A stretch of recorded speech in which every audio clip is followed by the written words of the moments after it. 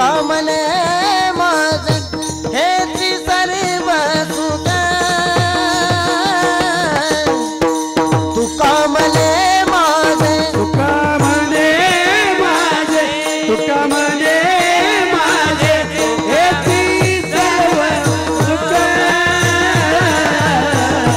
तू कामने माझे तू कामने माझे माझे तू कामने माझे हेची सर्व सुख तू कामने माझे तू कामने माझे तू कामने माझे हेची सर्व सुख तू कामने माझे आईल श्रीमुख आवडीने पाहिल श्रीमुख आवडीने तुळसी हार गळा तुळसी हार गळा कास पीतांबर तुळसी हार गळा पाहिल श्रीमुख आवडीने पाहिल श्रीमुख आवडीने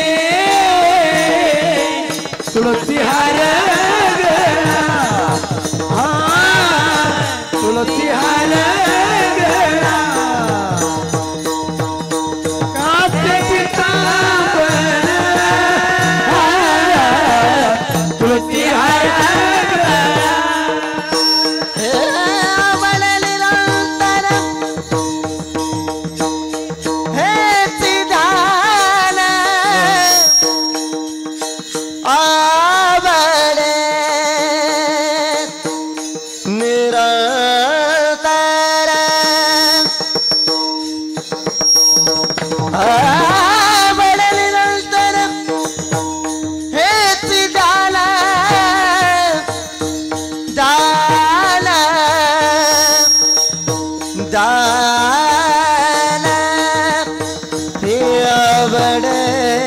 निरंतर हे आवड निरंतर निरंतर निरंतर हे आवड निरंतर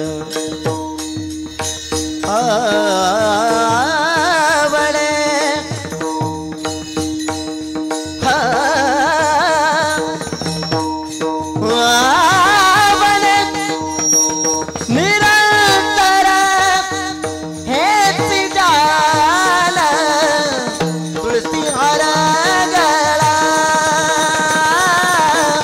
तुळसी हार गळा कास पीतांबर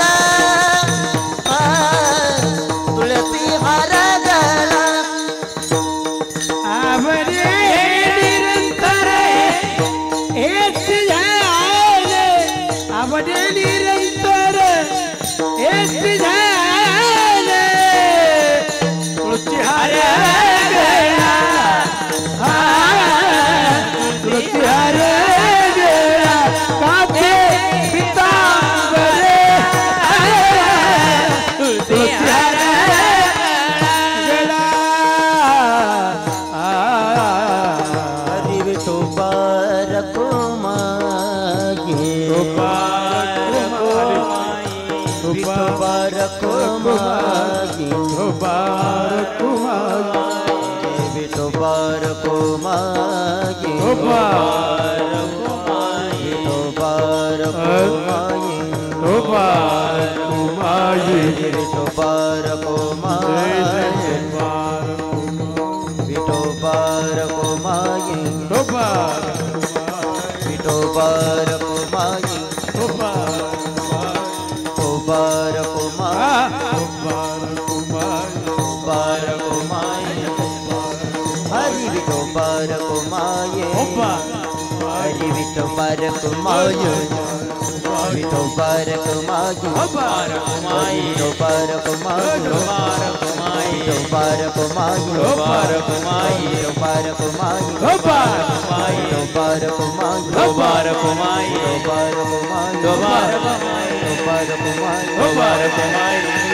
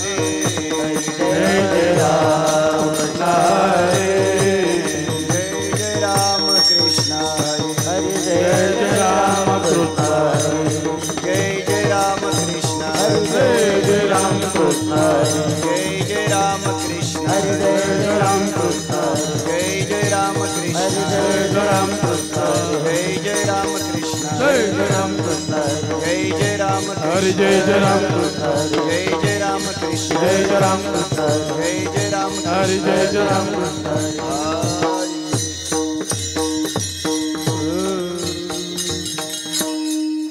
रूप पाहता लोचने सुख झाले ओ साधने तो हा विठ्ठल बरवा तो हा माधव बरवा रूप पाहता लोचने सुख झाले ओ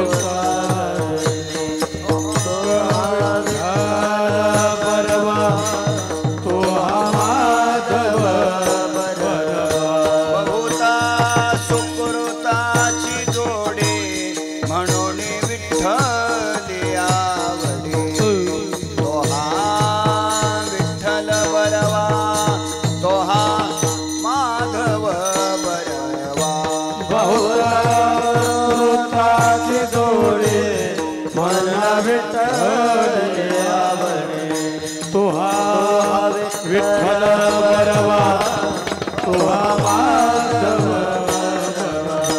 सर्व सुखाचे आगर बापर खुमा देवेवर तोहा विठ्ठल बरवा तोहा माधव बरवा सर्व सुखाचे आगर बापर खुमा देवेवर तोहा विठ्ठल बरवा तोहा माधव बरवा जय जय राम कृष्ण जय जय राम कृष्ण जय जय राम कृष्ण जय जय राम कृष्ण जय जय राम कृष्ण जय जय राम कृष्ण जय जय राम कृष्ण जय जय राम कृष्ण जय जय राम कृष्ण हरि जय जय राम कृष्ण जय जय राम कृष्ण हरि जय जय राम कृष्ण हरि राम कृष्ण हरि जय जय राम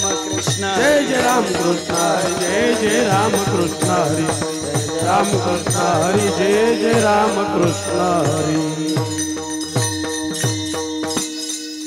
संत संगे याचा वास सर्व काळ संत संगे याचा वास सर्व काळ संत संगे याचा वास सर्व काळ संत संगे याचा वास सर्व काळ संचला सकळ मूर्तिमंत संचला सकळ मूर्तिमंत संचला सकळ मूर्तिमंत घालोनिया काळ अवघा बाहेरे घालोनिया काळ अवघा बाहेरे घालोनिया काळ अवघा बाहेरे घालोनिया काळ अवघ्या बाहेरे त्याशीच अंतरी वास दिला त्याशीच अंतरे वास दिला त्याशीच अंतरे वास दिला आपोले से जिही नाही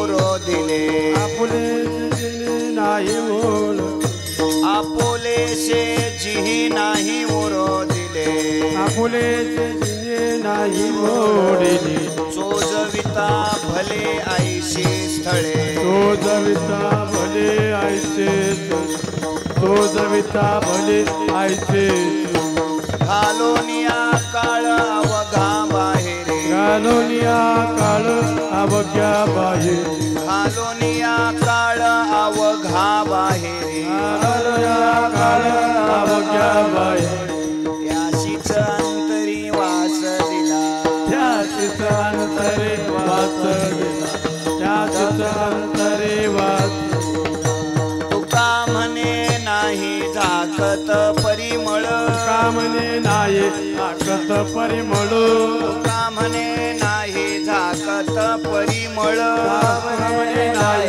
ताकत परिमळ चंदनाचे स्थळ चंदनचे चंदनाचे फळ चंदनाचे चंदनाचे फळ चंदनाचे घालोनिया काळ अवघा बाहेरी घालोनिया काळ अवघ्या बाहेर घालोनिया काळ अवघा बाहेरी घालोनिया काळ अवघा बाहेरी त्याशीच अंतरी वास दिला त्याचीच अंतरे वाच दिला त्याचीच अंतरे वाच दिला विठोबा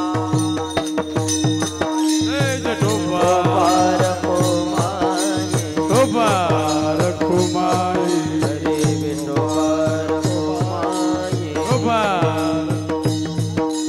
विठोबार कुमारी टोबा विठोबार कुमारी टोबा रखुमाई विठोबार कुमारी टोबा कुमाई विठोबार कुमारी टोबा विठोबार कुमारी टोबा विठोबार कुमारी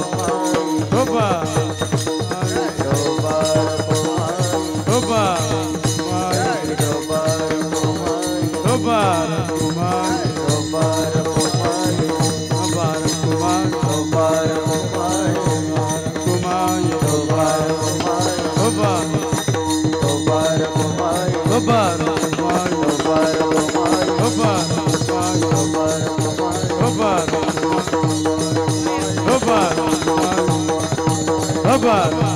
टोबा टोबा टोबा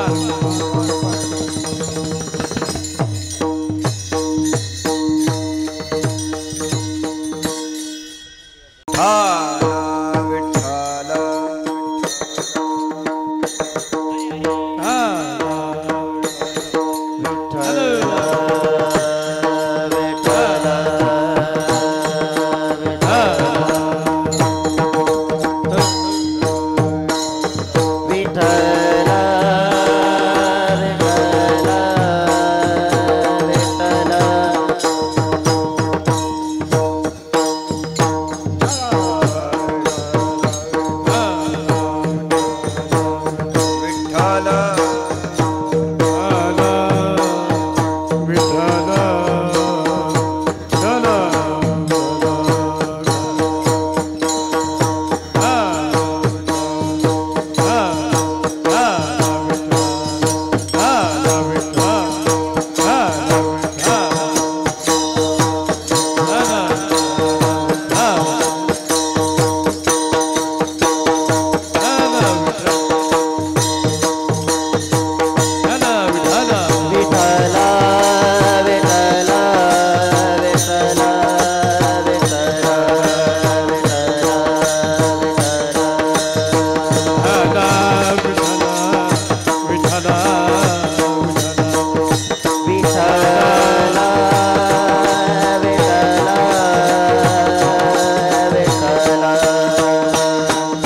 विठ्ठल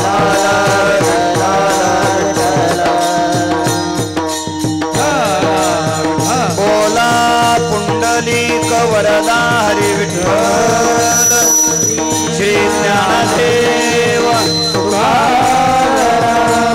विठ्ठल विठ्ठल विठ्ठल विठ्ठल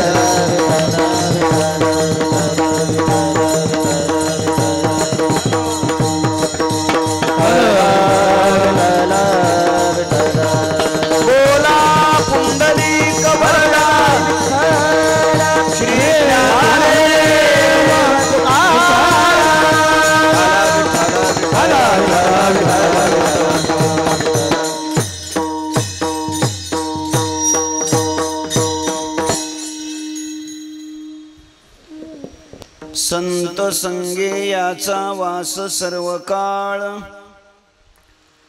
संत संगे याचा वास सर्व काळ,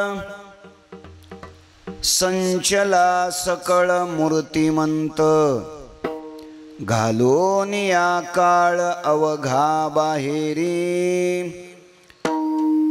त्याशीच अंतरी वास दिला, आपुलेसे जिही नाही उरो दिले, चोजविता भले ऐशी स्थळे, घालोन या काळ अवघा बाहेरी, त्याशीच अंतरी वास दिला, तुका म्हणे नाही झाकत परिमळ, तुका म्हणे नाही झाकत परिमळ, चंदनाचे स्थळ चंदनची, घालोन या काळ अवघा बाहेरी, त्याशीच अंतरी वास दिला, पांडुरंगा करू प्रथम, पांडुरंगा करू प्रथम, पांडुरंगा करू प्रथम नमन, पांडुरंगा करू प्रथम नमन, दुसरे चरणा संताचिया, दुसरे चरण संताचे, दुसरे चरणा संताचे, त्यांच्या कृपादाने कथेचा विस्तारू, पादाने कथेचा विस्तार, त्यांच्या कृपादाने कथेचा विस्तारू, पादाने कथेचा विस्तार, बाबाजी सद्गुरुदास तुका, सद्गुरुदास तुका, बाबा सद्गुरुदास तुका. नमो सद्गुरो तुकया ज्ञान दीपा, नमो सद्गुरु सच्चिदानंद रूपा, नमो सद्गुरो भक्त कल्याण मूर्ते, नमो सद्गुरु भास्करा पूर्ण कीर्ती, शेवे लागी सेवक झालो तुमच्या लागलो निज चरणा, अहो स्वामी तुकया देवा, यावरी न करावा अव्हेरू, संत संगे याचा वास सर्व काळ, संचला सकळ मूर्तिमंत, घालोन या काळ अवघा बाहेरी, त्याशीच अंतरी वास दिला. अनंत कृपा विभूषित विश्ववंद्य विश्वसंत संत श्रेष्ठ जगद्गुरु श्री तुकोबाराय यांच्या अभंग गाथेतील संतपर प्रकरणातील 4 चरणाचा अभंग सेवेकरिता घेतलेला आहे. या अभंगाच्या द्वारा संत श्रेष्ठ जगद्गुरु श्री तुकोबाराय संत महापुरुषांच्या जीवनातील अलौकिक विशेषता प्रगट करतात. विठ्ठल विठ्ठल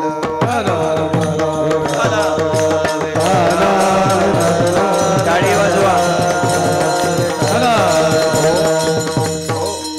अनंत कोट ब्रह्मांड नायक अकारण कारण करुणा वरुणालय अखिल गुणनिधान भक्तवत्सल जगदाधार रुक्मिणी प्राण संजीवन भगवान श्री पंढरीश परमात्म्याच्या असीम कृपेद्वारा ज्ञान कैवल्य तेजोनिधी विश्वमाऊली ज्ञानोबाराय वैराग्य शिरोमणी संत हृदय सम्राट विश्ववंद्य जगद्गुरु श्री तुकोबाराय आदी करून सर्व संत महंतांच्या आशीर्वादाने उपस्थित संत महंत भाविक सज्जन माता भगिनी संपूर्ण परिसरातून व या अत्यंत पवित्र ऐतिहासिक श्रद्धासंपन्न धर्मप्रधान अशा कडेपूर तालुका कडेगाव जिल्हा सांगली या गावातून उपस्थित असलेले वारकरी संप्रदायातील ज्येष्ठ श्रेष्ठ आध्वर्यू कीर्तनकार प्रवचनकार कथाकार टाळकरी वृंद गायनाचार्य मृदंगाचार्य वारकरी शिक्षण संस्थेतील विद्यार्थी वृंद आणि आपण देवरूप श्रोतृवर्ग या सर्वांच्या पवित्र उपस्थितीमध्ये स्वानंद सुखनिवासी गुरुनाम गुरु सद्गुरु जोग महाराज यांच्या अनुकंपेने आपणा सर्वांच्या पवित्र उपस्थितीमध्ये या गावचे सुपुत्र वारकरी संप्रदायातील एक स्वच्छ प्रेमळ आणि निर्मळ व्यक्तिमत्व हरिभक्तिपरायण आदरणीय रामायणाचार्य पूज्यश्री प्रल्हाद महाराज यांच्या पवित्र उपस्थितीत त्यांच्या मार्गदर्शनाने आणि त्यांच्या अमृतमय अशा रसाळ ओजस्वी भावपूर्ण अशा वाणीतून रामकथा आपण श्रवण करत आहात. त्यांच्या या पवित्र उपस्थितीमध्ये आजच्या सेवेचं सौभाग्य या गावातील सर्व ग्रामस्थांच्या सर्व भजनी मंडळीच्या माता भगिनींच्या या सर्वांच्या प्रेमातून वारकरी संप्रदायाकरिता कोणत्याही पद्धतीच्या मानाची अपेक्षा न करता सदैव झटत असलेलं आणि संप्रदायाला सहकार्य करत असलेलं राजकीय क्षेत्रातील व्यक्तिमत्व आदरणीय संग्रामभाऊ देशमुख यांच्या स्नेहामुळे आणि माझे जीवलग स्नेही हरिभक्तिपरायण प्राध्यापक आदरणीय माळी सर यांच्या चिकाटीमुळे त्यांच्या जबरदस्तीमुळे आज मला आपल्या सर्वांच्या दर्शनाचा सुयोग प्राप्त झालेला आहे. मी तुमच्या सगळ्यांच्या कृपेने संकल्पित वेळेमध्ये माझ्या अंदाजाने 9:15 वाजलेले असतील. बरोबर आहे ना? 9:15 झाले ना? माझं घड्याळ बंद पडलं आहे हो. नाही खरंच बंद पडलं आहे. ह्याच्यात 8च वाजलेत. तर राहिलेल्या 1.25 तासामध्ये आपण अभंगाचं चिंतन करण्याचा प्रयत्न करू. विठ्ठल विठ्ठल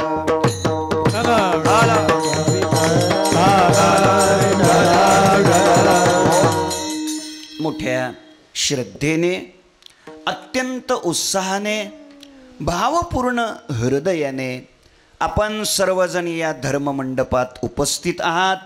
आपली बहिर्मुख इंद्रिये अंतर्मुख बनावी. आपलं चंचल अंतःकरण स्थिर शांत बनावं. आपल्या वृत्तीतील हृदयातील दोष विकार नष्ट व्हावे. अनादिकालापासून भगवंताच्या दर्शनाची आपल्याला जी भूक लागलेली आहे ती भूक तृप्त व्हावी.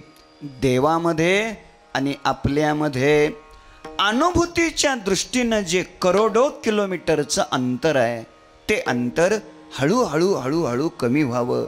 शतायिका तरी जन्माच्या शेवटी कृपाळुआ पोटी येईल दया.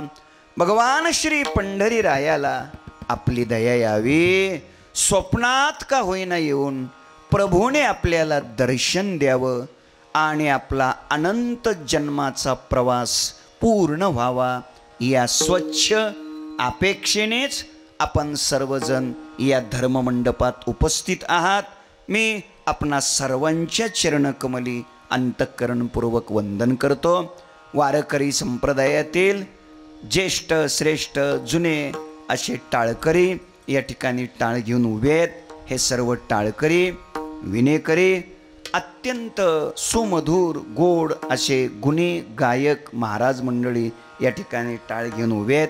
या सर्व संत मंडळींच्या चरणी मी मनापासून हृदयापासून नतमस्तक होतो. स्वरबद्ध लयबद्ध तालबद्ध असा मृदंग वाजवणारे मृदंगाचार्य इथं उपस्थित आहेत. त्यांच्याही चरणी नतमस्तक होतो. माझ्या पाठीशी उभी राहिलेली जी तरुण मुलं आहेत मी त्यांचं हृदयापासून अभिनंदन करतो. त्यांना विशेष मी धन्यवाद देतो. त्याचं कारण आहे, ही मुलं म्हणजे वारकरी संप्रदायाचं उद्याचं उज्ज्वल भविष्य आहे. ही मुलं जी इथं माझ्या पाठीमागं टाळ घेऊन उभा राहिलेले आहेत ना, ही मुलं या मुलांना जन्म देणाऱ्या आईवडिलांना आणि या मुलांना इथं टाळ घेऊन उभं राहण्याकरता प्रवृत्त करणाऱ्या गुरुजींना मी कोटी कोटी धन्यवाद देतो. मी आपलं मनापासून अभिनंदन करतो. ऐका, ही खरी आवश्यकता आहे, ही खरी गरज आहे आणि ती गरज आपण ओळखून यांना इथं प्रवृत्त केलं आहे. मी त्यांना हृदयापासून धन्यवाद देतो. एक महत्त्वाची गोष्ट सांगतो, ही जी माझ्या मागे उभा राहिलेली मुलं आहेत का, ही मुलं भविष्यामध्ये कथाकार, कलाकार, कीर्तनकार, प्रवचनकार, गायक, वादक होतील का नाही हे मी खात्रीनं सांगू शकत नाही. ही जी माझ्या मागे उभा राहिलेली मुलं आहेत ना, ही मुलं प्रगतशील बागायतदार, उद्योजक, व्यापारी, नोकरदार होतील का नाही याची मला खात्री नाही.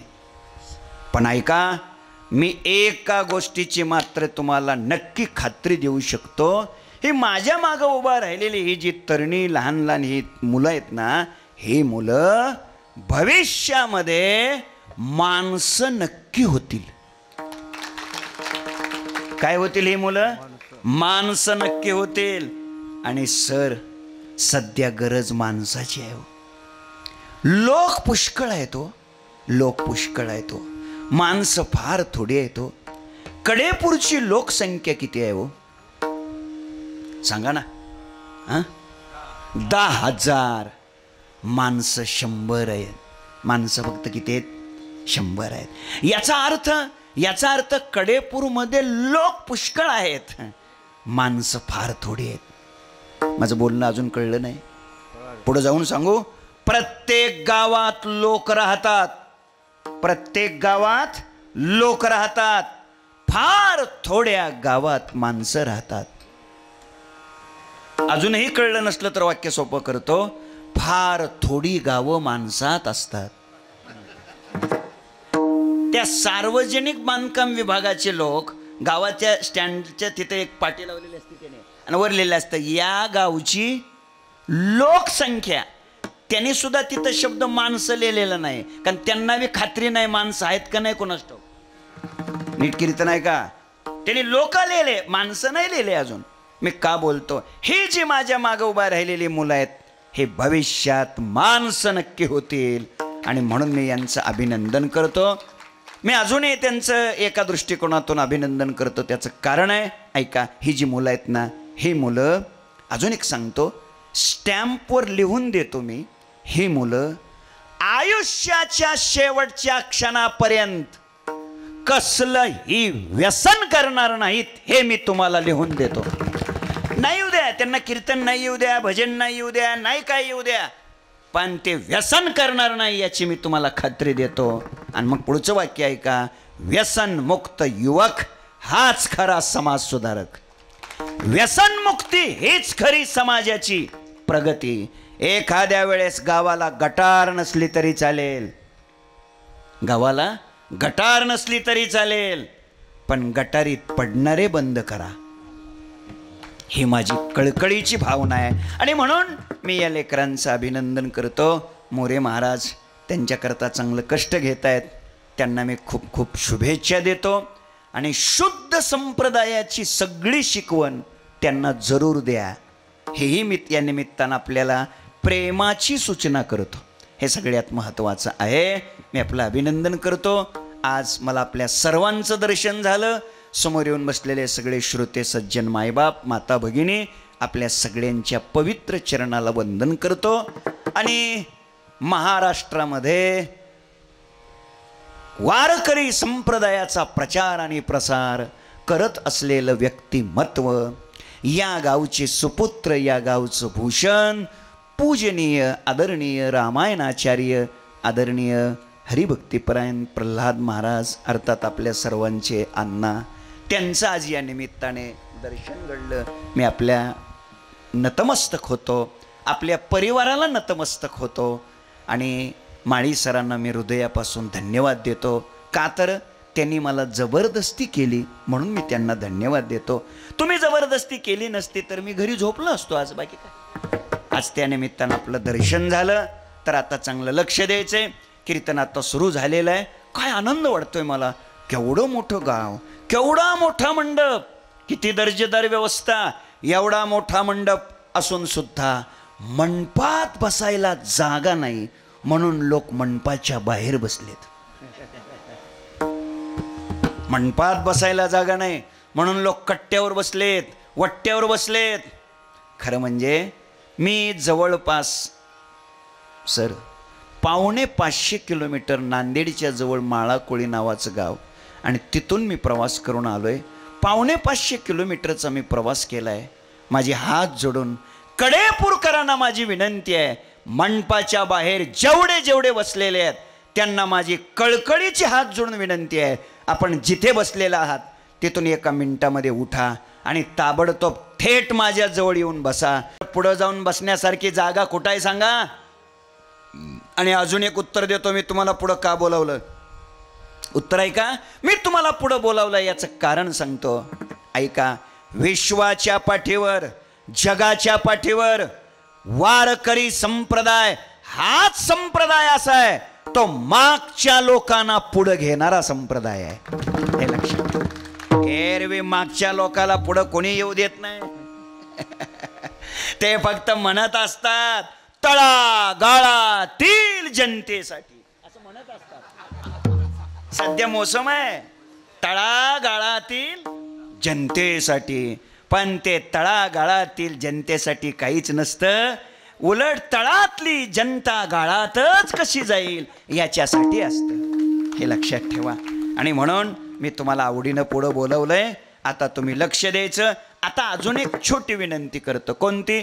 कीर्तनात जेव्हा जेव्हा विठ्ठल विठ्ठल म्हणण्याची वेळ येईल तेव्हा ज्यांना तोंड आहे त्यांनी विठ्ठल विठ्ठल म्हणायचं.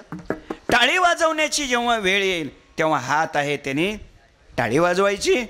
आणि अजून एक छोटी विनंती करतो, जर आपल्यापैकी कोणाकडं मोबाईल वगैरे असेल, बहुतेक माझ्या अंदाजानं आपल्यापैकी कोणाकडेच मोबाईल नाही, पण असेल समजा कोणाकडे मोबाईल, तर प्रत्येकाने आपल्या आपल्या मोबाईलचं नरड दाबून ठेवा. माननीय एकनाथराव शिंदे साहेबांना सांगा सध्या मी कीर्तनात बसलोय, 11च्या नंतर बोलू आपण. हां हां आता त्याचं नरड दाबायचा बाबा, वाजलं नाही पाहिजे आता मध्ये अजिबात, हे ध्यानात ठेवा. हां येते का नरड दाबायला? येते का? त्याचं स्विच ऑफ करायला येते का? येत बी नसेल स्विच ऑफ करायला काय.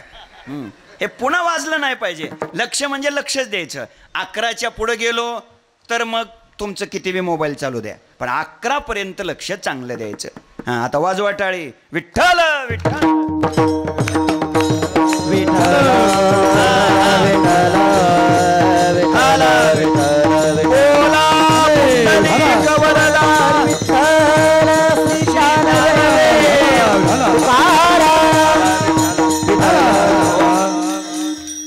तर शिवेला प्रारंभ करूया. शिवेकरिता घेतलेल्या अभंगातून तुकोबाराय संत महात्म्यांच्या जीवनातली विशेषता प्रगट करतात. ऐका, संतांचं जीवन, संतांचं जीवन कसं विशेष आहे ते सांगतात. काय आहे? तुमच्या माझ्या आपल्यापेक्षा संत कसे आहेत? विशेष आहेत. साधू थोर जाना, साधू थोर जाना, साधू थोर जाना कलियुगी. ए बाळानो, ए दादा, ए ये इकडे या माझ्या जोडे. अरे काय वर्गणी मागत नाही मी. उठा उठा तुम्ही दोघं तिघं. इथं इथं जवळ या या. उठ उठ उठ. अरे उठ उठ रे लाल शर्ट. उठा उठा तिघं उठा. शब्बास या इकडं. अरे तुमची गरज आहे रे, अशी पोरं कीर्तनाला पाहिजे रे बाबा. ये इथे या, थेट इथे या माझ्या जवळ या. बघा बघा इकडे या. काय 11च्या पुढं जाणार नाही मी. इथे या, या जवळच बसा जवळ माझ्याजवळ. शाबास या. तर ऐका, महाराज ही गरज आहे हो, ही लेकरं आली पाहिजे कीर्तनाला हो. ही जवळ काय आहे बघा. हे का बरं? ए बाळानो, मी तुम्हाला का पुढं बोलवलं सांगा बरं. बाकीची म्हातारी माणसं मी बोलवली का पुढं? त्याचं कारण आहे, हे तुमचं जे वय आहे ना, परिवर्तन करणारं वय आहे. अजून सांगू, हे तुमचं जे वय आहे ना, क्रांती करणारं वय आहे. काय करणारं? क्रांती करणारं. आपल्या देशाच्या इतिहासात ज्या ज्या क्रांतिकारी घटना घडल्या, त्या त्या सर्व घटना तारुण्यातच घडलेल्या आहेत. छत्रपती शिवाजी महाराजांनी या महाराष्ट्राला स्वराज्य मिळवून दिलं. कधी? वयाच्या 16व्या वर्षी. ज्ञानोबारायांनी ज्ञानेश्वरी सारखा पवित्र ग्रंथ जगाच्या पदरात दिला वयाच्या 16व्या वर्षी. ऐका, देशासाठी स्वतःच्या प्राणाचं बलिदान भगतसिंगांनी दिलं वयाच्या. हे चुकलं. आता तुम्ही आपलं मागून आलं 16 म्हणून तसं ढकललं पुढे. 22 वर्ष 5 महिने 19 दिवसाचं वय होतं भगतसिंगाचं त्या दिवशी. पण तारुण्यच होतं ना हो. नीट ऐका, राज्याला लात मारून 14 वर्षाचा वनवास रामप्रभूने स्वीकारला वयाच्या 80व्या वर्षी. हे असं नव, म्हणजे कधी स्वीकारला? तारुण्यातच स्वीकारला की हो. म्हणजे ज्या ज्या घटनेची इतिहासानं दखल घेतली, ज्या ज्या घटनेची इतिहासात सुवर्णाक्षराने नोंद झाली, त्या सर्व घटना बाळानो कधी घडल्यात? तारुण्यात घडल्यात. आणि म्हणून मी तुम्हाला इथं पुढं बोलवलंय. काय झालं बघा सर, आमचं असं झालंय, आमचं कीर्तन ऐकायला एकतर फाटक्या नोटा, नाहीतर मग चिल्लर खुर्दा, ठोकळे सगळे IPL कडं. काय कमाल आहे. लक्षात ठेवा. ऐका जरा. बाबा तुमचं वय किती आहे? 55 वय. वाढून घेतलेलं नाही का? ते हाफ कार्ड वगैरे नाही ना? फुल तिकटन जातो का अजून? बर, अभिनंदन. तर आता मला सांगा बाबा, 55 वर्ष वयाची व्यक्ती जर बिघडलेली असेल, काय झालेली असेल? बिघडलेली असेल, तर 55 वर्ष वय झालेली व्यक्ती जर बिघडलेली असेल तर सुधरेल का? नाही सुधारणार. अजून ऐका, अजून ऐका, लक्ष द्या. 55 वर्ष वयाची व्यक्ती जर लक्षात ठेवा बिघडेल का? अहो 55 वर्ष वय झालेला मनुष्य 55व्या वयात बिघडू शकतो का? नाही. म्हणजे 55 वर्ष वयाची व्यक्ती बिघडू शकत नाही. आणि बिघडलेले असेल तर सुधरू शकत नाही. म्हणजे जे बिघडूही शकत नाहीत आणि बिघडले असतील तर सुधरूही शकत नाहीत, ते लोक आमच्या पुढं. बरोबर आहे ना? हे काय गणित काय? बिघडणं अथवा सुधारणं या वयातच शक्य आहे. आणि म्हणून तुम्ही कीर्तन ऐकलं पाहिजे. तुम्ही पुढे आलात, माझं वाक्य ऐकून मी तुमचं अभिनंदन करतो. आता लक्ष द्या.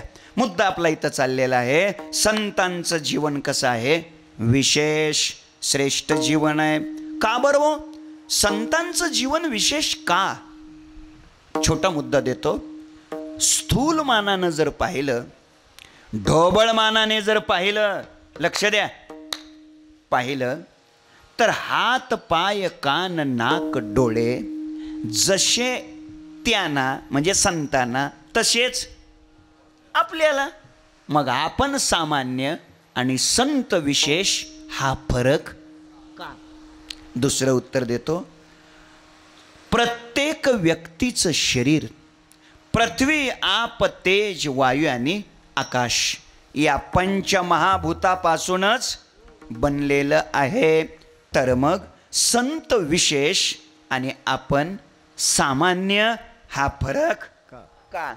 आणि तिसरं उत्तर देतो. प्रत्येक व्यक्तीच्या शरीरात लाल रंगाचंच पाणी असतं, रक्त असतं. तर मग संत विशेष आणि आपण सामान्य हा फरक का? तर आता ऐका, याची मी ढोबळमानाने पहिली 2 उत्तरं देतो. पहिलं उत्तर देतो, माणसाची विशेषता, श्रेष्ठता, महत्ता ही माणसाच्या आकारावर अवलंबून नसते. ती माणसाच्या आचारावर अवलंबून असते. ऐका, आकार कोणता आहे याला भक्तीमध्ये परमार्थामध्ये फारसं मूल्य नाही. तुमचा आचार कोणता आहे हे महत्वाचं आहे. मी उदाहरण देतो तुम्हाला. दैत्याच्या कुळात जन्माला आलेले भक्त प्रल्हाद. भक्त प्रल्हादाच्या आकाराचा जर विचार केला तर आकार कोणाचा होता? दैत्याचा. ओवे देतो 9व्या अध्यायात ज्ञानोबाराय सांगतात, एरवी दैत्य कुळ साचोकारे. 10व्या अध्यायात ज्ञानोबाराय बोलतात, दैत्याच्या कुळी प्रल्हाद तो मी निहाळी. बघा, हिरण्यकश्यपूच्या पोटी जन्माला आलेले भक्त प्रल्हाद, आकार कोणाचा होता? दैत्याचा. पण आचार वैष्णवाचा असल्यामुळं 12 भागवताच्या यादीमध्ये पहिला नंबर कोणाचा येतो? भक्त प्रल्हादाचा.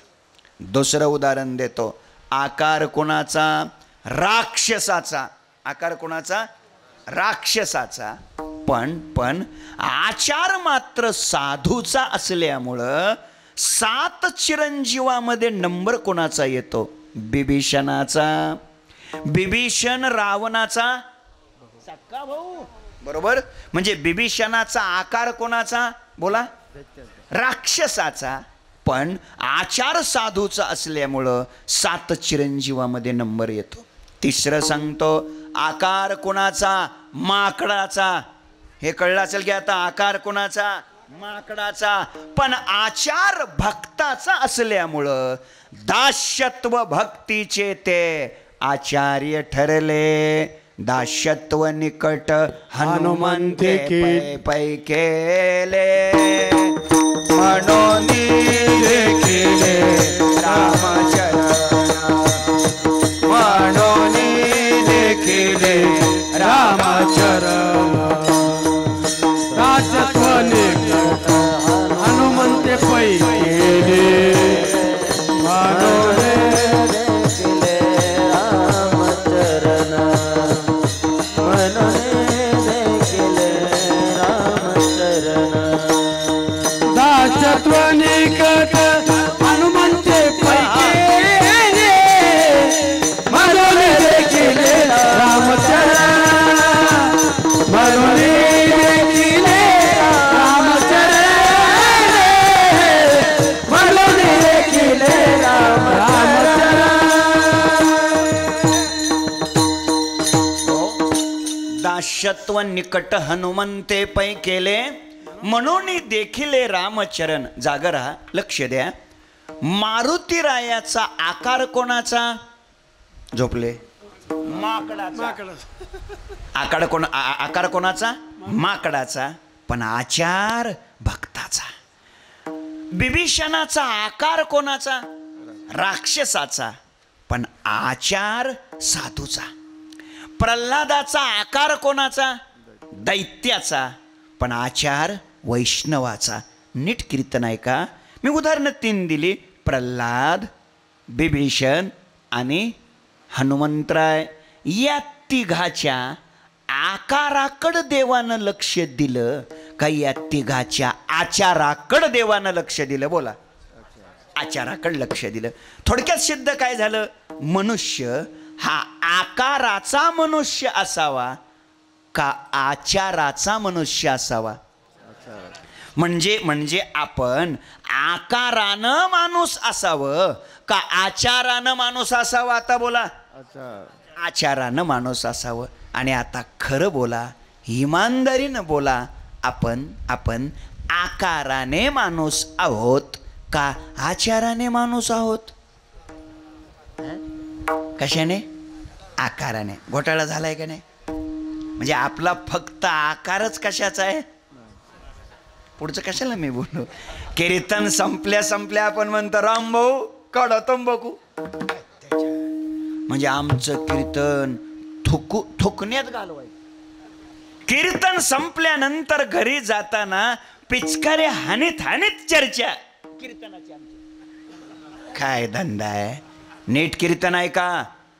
सिद्ध काय झालं? आकार महत्वाचा नसून आचार महत्वाचा. पुढचं उत्तर देतो, आपल्यापेक्षा संत विशेष का?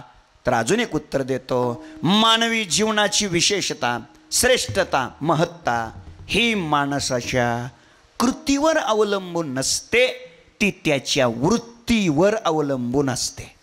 एखाद्या वेळेस कृती निकृष्ट असली तरी चालेल, हीन दर्जाची असली चालेल, क्षुद्र असली चालेल, पण वृत्ती मात्र भगवंताच्या चिंतनात रंगलेली पाहिजे.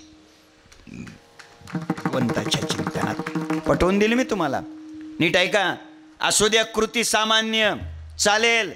हे बघा, मेलेली जनावरं ओढणं ही कृती चांगली आहे का वाईट आहे? तुम्ही जागेत चांगली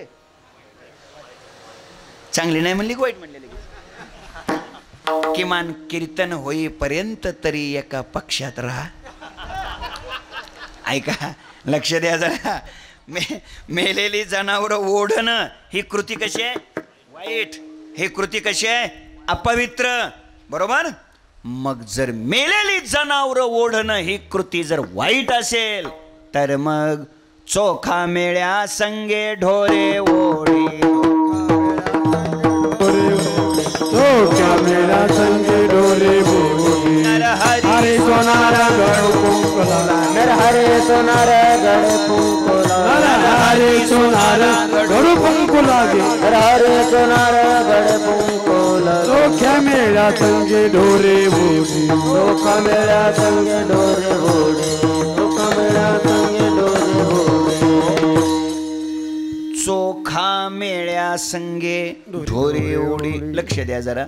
चोखोबा रायांना ढोरं ओढू लागण्याचं काम आमदारांनी केलं का खासदारांनी केलं? बोला ना. देवानं केलं. काम कसं आहे? काम कसं आहे? अपवित्र आहे, वाईट आहे, पण तरी देव करू लागले. त्याचं उत्तर आहे, चोखोबा रायाच्या त्या कृतीकडे देवानं लक्ष दिलं नाही, चोखोबा रायाच्या वृत्तीकडे देवानं लक्ष दिलं. काय वृत्ती होती महाराज? इतिहास आहे सगळा. मंगळवेड्याचं गाव कोस पडलं, त्याच्यात गाडले गेले. गोष्ट देवाला कळाली. देवाने सांगितलं नामदेव महाराजाला, नामा जा माझ्या चोखाच्या अस्थी घेऊन ये. अहो पण देवा ओळखायच्या कशा? तिथं काय एक माणूस थोडाच गाडला गेलाय? काही नाही. ज्या अस्थीतून विठ्ठल विठ्ठल हा आवाज येतो, त्या अस्थी माझ्या चोखोबाच्या आहेत. गेले नामदेव महाराज, खूप शोध घेतला आणि मग जिथं ते होते तिथं पोचले. अस्थी उचलायची कानाला लावायची, अस्थी उचलायची कानाला लावायची. ज्याच्यातून विठ्ठल आवाज यायचा त्या बाजूला घ्यायच्या, विठ्ठल आवाजाला बाजूला घ्यायचा. अस्थी घेऊन आले. पांडुरंगाने आपला पितांबर पसरला आणि पांडुरंगाच्या पितांबरामध्ये त्या अस्थी दिल्या. तर महाराज त्या अस्थीतून, हाडातून आवाज आला, देवाचे अंचळी उठला गजर, देवाचे अंचळी उठला गजर, देवाचे अंचळी उठला गजर, देवाचे अंचळी उठला गजर, चोखोबाचे हाड भजन करी, चोखोबाचे हाड भजन करी, चोखोबाचे हाड भजन करी. देवाचे अंचळी उठला गजर, चोखोबाचे हाड भजन करी. चोखोबा रायाच्या कशातून आवाज येत होता? विठ्ठल विठ्ठल. कोणत्या हाडातून? आपण ते कोणत्या? अहो शरीराच्याच, पण मग कोणत्या हाडातून? अहो मेलेल्या हाडातून. ऐका ऐका, चोखोबा रायाच्या मेलेल्या हाडातून विठ्ठल विठ्ठल आवाज येतोय. आमच्या जिवंत तोंडातून विठ्ठल विठ्ठल येत नाही हो. किती फरक आहे हो. मला हे कळत नाही. कीर्तन ऐकायला आलेले लोक कीर्तनात सुद्धा विठ्ठल विठ्ठल म्हणत नाहीत. असे लोक घरी गेल्यावर किती परमार्थ करत असतील देव जाणे. काय कमाल आहे हो. आणि आता कीर्तनात विठ्ठल विठ्ठल म्हणायला पाहिजे का नाही? कीर्तनात महाराजांना सांगावं लागतो विठ्ठल विठ्ठल, टाळी हे. आणि मग असे लोक म्हणजे जे कीर्तनात विठ्ठल विठ्ठल म्हणत नाहीत, ते लोक घरी गेल्यावर विठ्ठल विठ्ठल म्हणत असतील का? बोला की. मग हे जर लोक घरी गेल्यावर विठ्ठल विठ्ठल म्हणत नाहीत तर इथं न आलेल्या लोकांची काय अवस्था असेल. चला नीट ऐका, लक्ष देऊन कीर्तन ऐका. मुद्दा माझा इतकाच आहे, चोखोबारायाच्या कृतीकडे देवानं लक्ष दिलं नाही, वृत्तीकडे लक्ष दिलं. अजून बोलोन, मांस विकणं चांगलं आहे का वाईट आहे? म्हणा की वाईट. मांस विकणं पवित्र आहे का अपवित्र? अपवित्र.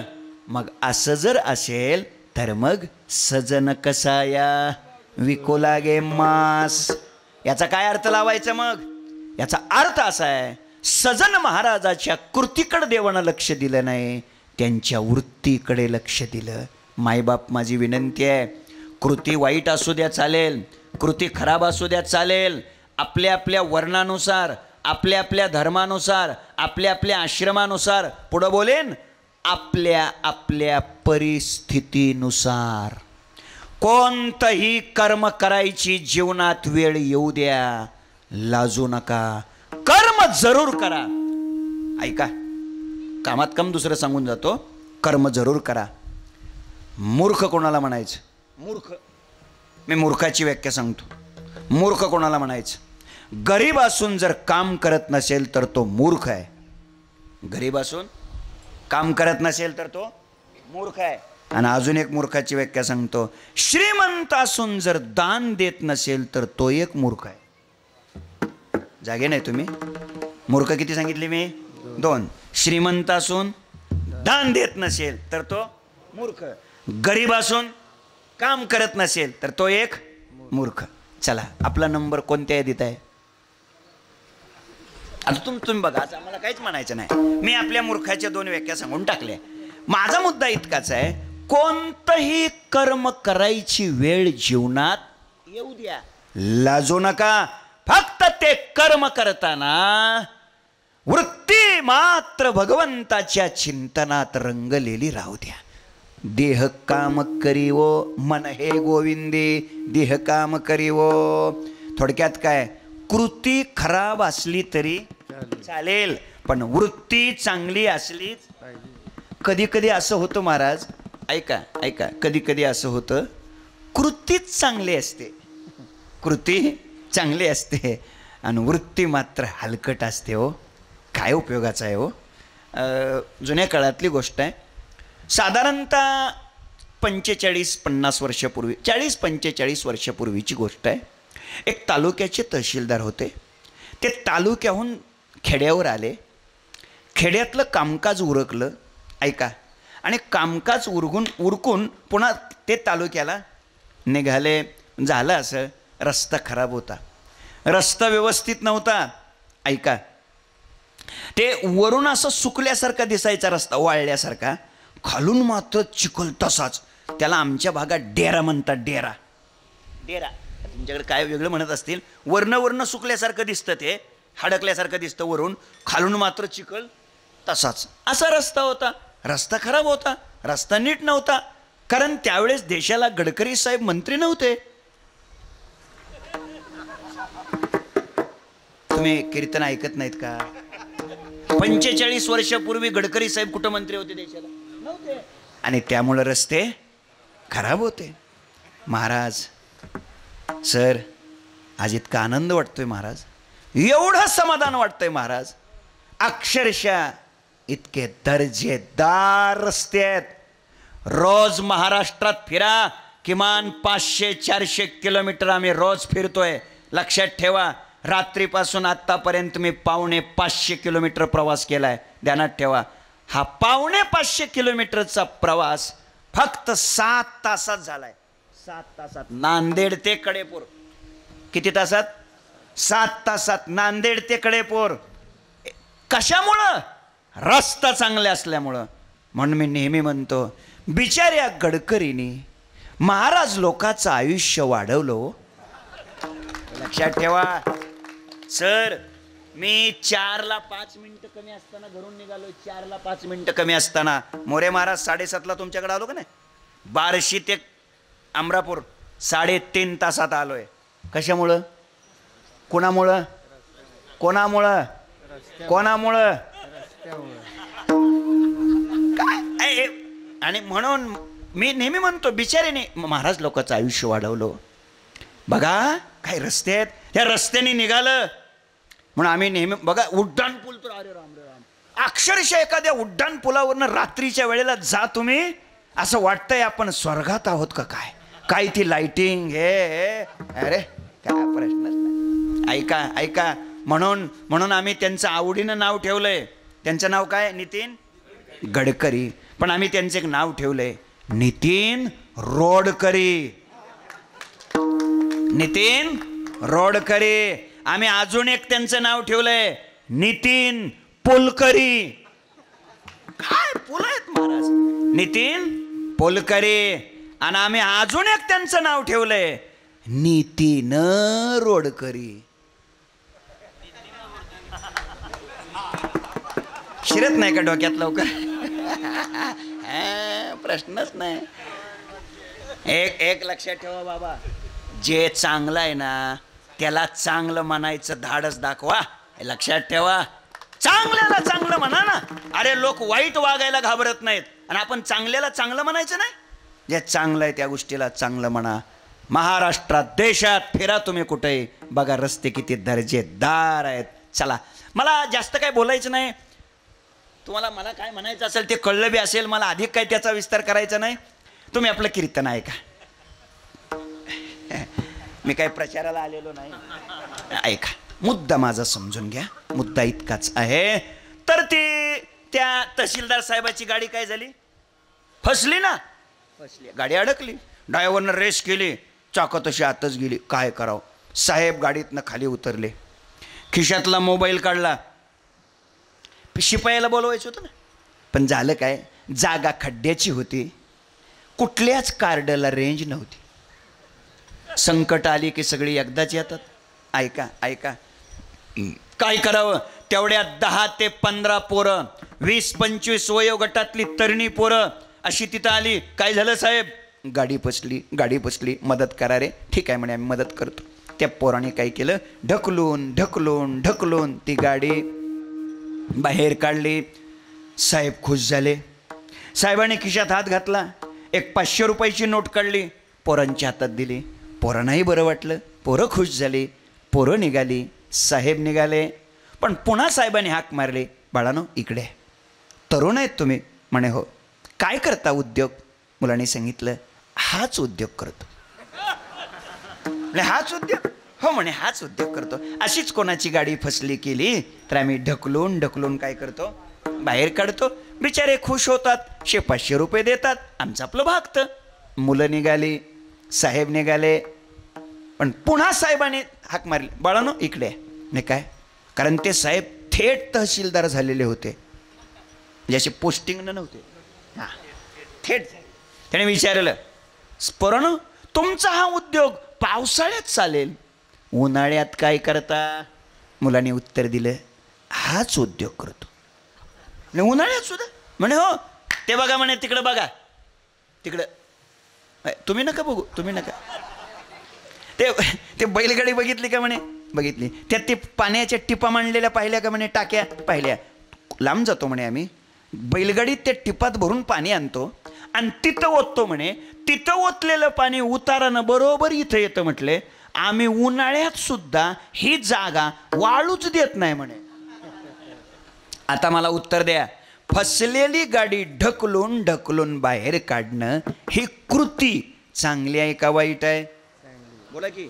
चांगली आहे. ही कृती चांगली आहे, पण त्याच्यासाठी गाडी फसलीच पाहिजे ही काळजी घेणं ही वृत्ती मात्र वाईट आहे. आणि माझा मुद्दा इतकाच आहे, वृत्ती वाईट नसली पाहिजे. एखाद्या वेळेस कृती वाईट असली तरी चालेल, पण वृत्ती स्वच्छ असली पाहिजे.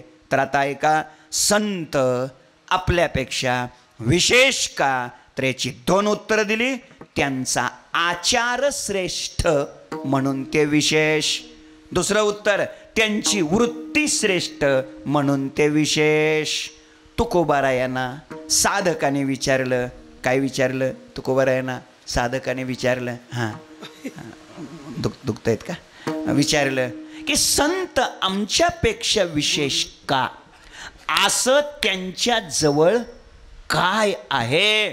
म्हणून ते विशेष हे विचारल्यानंतर संत आपल्यापेक्षा विशेष का आहेत, असं त्यांच्याजवळ काय आहे याचं उत्तर तुकोबाराय सेवेकरिता घेतलेल्या अभंगाच्या पहिल्या संत संग द्याचा संगे वाच सर्व काळ, संत संगे त्याचा वाच सर्व काळ, संत संगे याचा वास सर्व काळ,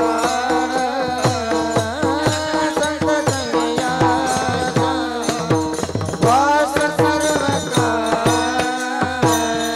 संत संगे त्याचा वाच सर्व काळ, संत संगे त्याचा वाच सर्व काळ, संत संगे याचा वास सर्व काळ, संत संगे याचा टाळी वाजवा, टाळी वाजवा. वास सर्व काळ, चंचलांते मूर्तिमंत, मूर्तिमंत, संचला सदा मूर्तिमंत, मूर्तिमंत, चंचलात केले मूर्तिमंत, टाळी वाजवा, टाळी वाजवा. मूर्तिमंत, संचलात मूर्तिमंत, मूर्तिमंत, घालूया काळ अवघा बाहेरी, घालूया काळ अवघा बाहेरी.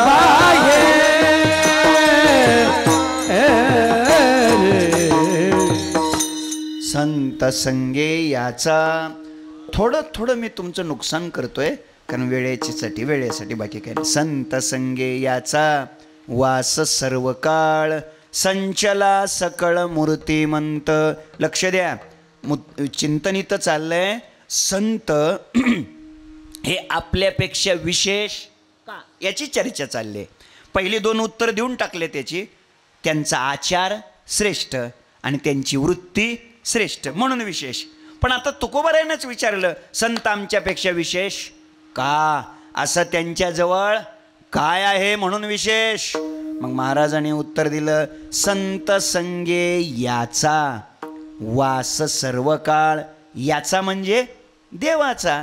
देव संतांच्या सहवासात सर्व काळ राहतो म्हणून संत विशेष.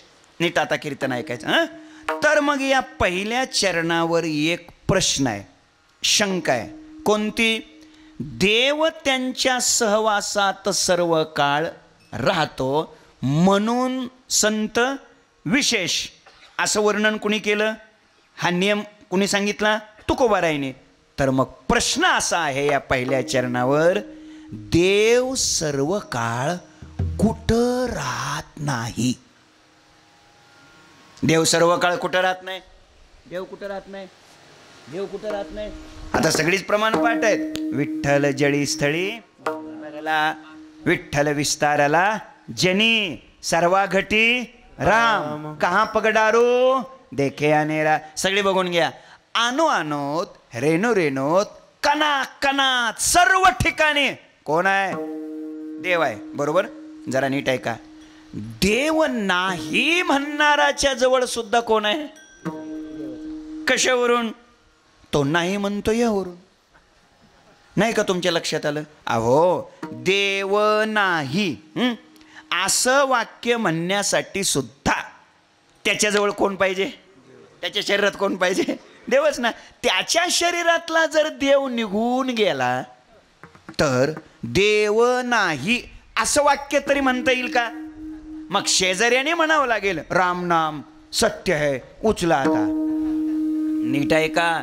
देव न मानणारी माणसं सुद्धा पर्यायानं देवाला काय करतात? मानतातच. प्रत्येक ठिकाणी देव आहे. नाही कसा? राम नाही नाही म्हणणारे, राम नाही नाही म्हणणारे, रामाच्या प्राणप्रतिष्ठेच्या विषयात नको नको ते बोलणारे, पण प्राणप्रतिष्ठेच्या दिवशी जमल त्या मंदिरात जाऊन आरत्या केल्या. तेव्हा जितेंद्र आवाडकीवर बघा. आता काय इतकं कशाला मोकळं बोलू मी? हे कॅमेरा ठेवलाय त्याने, चला, नाहीतर मोकळं बोललो असतो. मी का बोला लागलो लक्षात घ्या. देव न मानणारा माणूस सुद्धा पर्यायानं देव काय करतो? मानतोच. एक जुनं नाव सांगतो मी तुम्हाला. गोपाळ गणेश आगरकर नास्तिक होते. देव मानत नव्हते, देव नाही म्हणायचे. पण ऐका, पण ते दररोज विष्णू सहस्रनाम वाचायचे. त्यांना विचारलं, तुम्ही देव नाही म्हणता? म्हणे हो नाही म्हणतो. मग विष्णू सहस्रनाम कसं काय वाचता? त्यांनी उत्तर खूप गोड दिलं. ते म्हणाले, देव नाही म्हणतो गोष्ट खरी आहे, तरी पण मी रोज विष्णू सहस्रनाम वाचतो नियमाने. त्याचं कारण आहे म्हटले, असलाच तर आपल्या कोण घोटाळा होऊ नये म्हणून. काय सिद्ध झालं याच्यातून? देव आहे. बस व्याख्यान वाढवत नाही अधिक, त्याचं मला पुढं चालायचं आहे. हेतू सिद्ध काय झाला? देव प्रत्येक ठिकाणी आहे. झालं.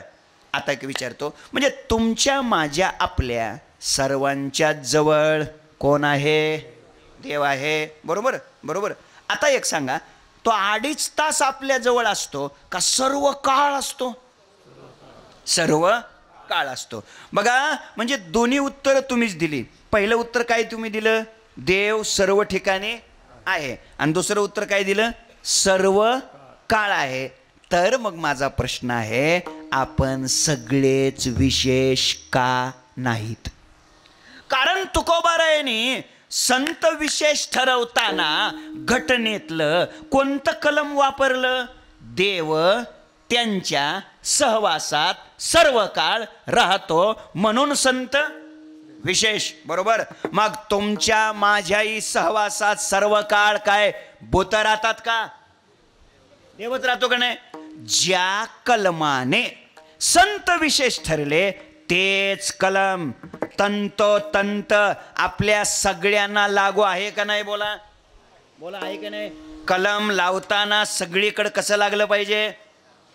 कलम लावताना सगळीकडे कसं लावलं पाहिजे? सारखं लागलं पाहिजे का नाही? सगळ्याला न्याय एक पाहिजे का नाही? सगळ्याला कलम सारखं लागलं पाहिजे का नाही? 70 वर्षामध्ये सगळ्याला सारखं कलम होतं का? लागलं का नाही? आहे का नाही? 370. आणि मग कसं? मुद्दा समजून घ्या. माझ्या बोलण्याचा मुद्दा इतकाच आहे, लक्ष द्या. देव त्यांच्या सहवासात सर्व काळ राहतो म्हणून संत विशेष. असं जर असेल तर मग तुमच्या माझ्याही सहवासात सर्व काळ कोण राहतोय? देवाच. मग आपण सगळेच विशेष का नाहीत? बस याचं उत्तर देतो आणि शेवा समाप्त करतो. बरं वाटलं ना? शेवा समाप्त करतो म्हणलं बरं वाटलं की? तर ऐका, पण हे उत्तर द्यायला सुद्धा अजून 1-1.5 तास लागणार आहे. हे ध्यानात ठेवा. नाही आता कसं वाटतं नाही? तर उत्तर ऐका. वस्तूचं अस्तित्व वेगळं आणि वस्तूचं प्राकट्य वेगळं. शुद्ध निकळ चैतन्य ब्रह्मतत्व याचं सगळीकडे काय आहे? अस्तित्व आहे, प्राकट्य नाही. मायेचं सगळीकडं प्राकट्य आहे पण तिला अस्तित्व नाही. ये नाही हेची रूप ठाणी अति उमप हे निद्रिता समीप चेतादुरी. लक्ष द्या. ऐका. अस्तित्व असूनही जर प्राकट्य नसेल तर उपयोग होत नाही. एकदम सोपं विचारतो मी तुम्हाला, लक्ष द्या माझ्याकडं. ऊसामध्ये साखरेचं अस्तित्व आहे का? बोला ना, बोला. आहे. ऊसात साखरेचं अस्तित्व आहे. घरी महाराज आले होते. मग मालकाने सांगितलं आतमध्ये म्हणजे चौकटीला, आतमध्ये म्हणजे खिडकीला. कळलं कळलं कळलं कळलं, हे लवकर कळतं. चला आतमध्ये सांगितलं महाराज आलेत, चहा ठेवा. ऐका, बाईसाहेबांनी काय केलं, हळूच मालकाला आतमध्ये घरात बोलवलं आणि अशी फजिती केली म्हणता, चहा ठेवा. उचलली जीवन लावली टाळ्याला, चहा ठेवा. एका डब्यात साखरेचा पत्ता आणि चहा ठेवा. तिने फजिती केली पण आत बोलवून केली, कारण ती वारकऱ्याची बायको होती. आता ऐका, आज जावई बरोबर आहेत आमच्या. आता ऐका, लक्ष द्या. हाही पट्ट्या साखरेतल्याच पठ्ठ्यातला, उसातल्या पठ्ठ्यातला, पश्चिम महाराष्ट्रातला, सांगली जिल्ह्यातला. ऐका ऐका,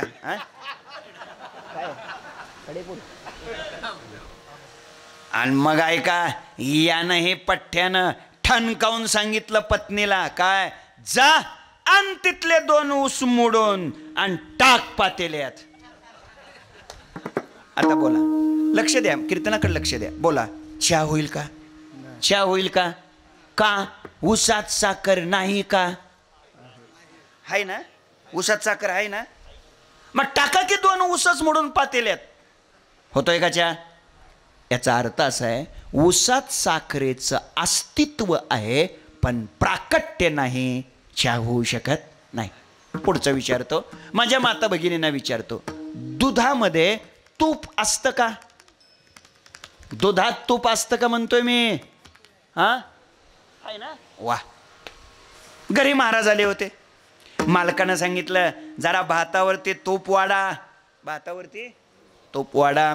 बाईसाहेब घरात गेल्या आणि वाटी भरून दूध आणलं आणि ओतलं भातावर. महाराज आणि घ्या तूप. चालेल का? नीट कीर्तन आहे का? दुधात तूप नाही का? आहे, पण तूप म्हणून दूधच दिलं तर चालेल का? नाही चालणार. का बरं? दुधात तुपाचं अस्तित्व आहे पण प्राकट्य नाही. तिसरं विचारतो, लाकूड आहे, लाकडात बाबा, लाकडात अग्नीचं अस्तित्व आहे का? लाकडात अग्नी असतो का? लाकडात नाही, मग दगडात असतो का? तुमच्याकडे दगड पेटतात का लाकूड पेटतं? काय अवघड झालं बाबा. लाकडात अग्नी आहे का नाही? बदललेलं आहे. आहे आहे, लक्षात ठेवा. म्हणून 4-2 लाकडं चुलीत ठेवली आणि थांबा महाराज पाणी गरम होतंय, होईल का? नाही होणार. उत्तर आहे, लाकडात अग्नीचं अस्तित्व आहे पण प्राकट्य नाही. नीट कीर्तन आहे का? ही 3 उदाहरणं मी तुम्हाला दिली. या 3 उदाहरणातून तुमच्या थोडं ध्यानात आलंय आता, काय? अस्तित्वापेक्षा प्राकट्य महत्वाचं आहे. नसलं कळलं तर अजून सोपं करतो. बेडूक असतो, बेडूक कुठं? पाण्यात, चिखलात. आणि कमळ कुठं असतं? पाण्यात, चिखलात. बरोबर. कमळाच्या बुडाशीच कोण असतो? बेडूक. बरोबर. बेडकाच्या जवळ त्या कमलकंदाचं, परागकणाचं अस्तित्व आहे का नाही? आहे. आहे. तर एक बेडूक एका दिवसामध्ये साधारणतः 1.5 छटाक परागकण सेवन करतो का 2.5 छटाक परागकण सेवन करतो? अंदाजे बोल, किती? 1.5 छटाक. त्याने सांगितलंय बेडूक कमळातला 1.5 छटाक परागकण सेवन करतो. खरं सांग, 1.5 छटाक का 2.5 छटाक? किती? 2.5. किती रे? तू सांग, शेजारचं सांग. तू कितीला आहे शाळेत? 12वीला. 12वीला शाळेत असणाऱ्या पोरानं सांगितलंय की बेडूक कमळातला 1.5 छटाक परागकण सेवन करतो. तू कितीला आहे शाळेत? 12वीला.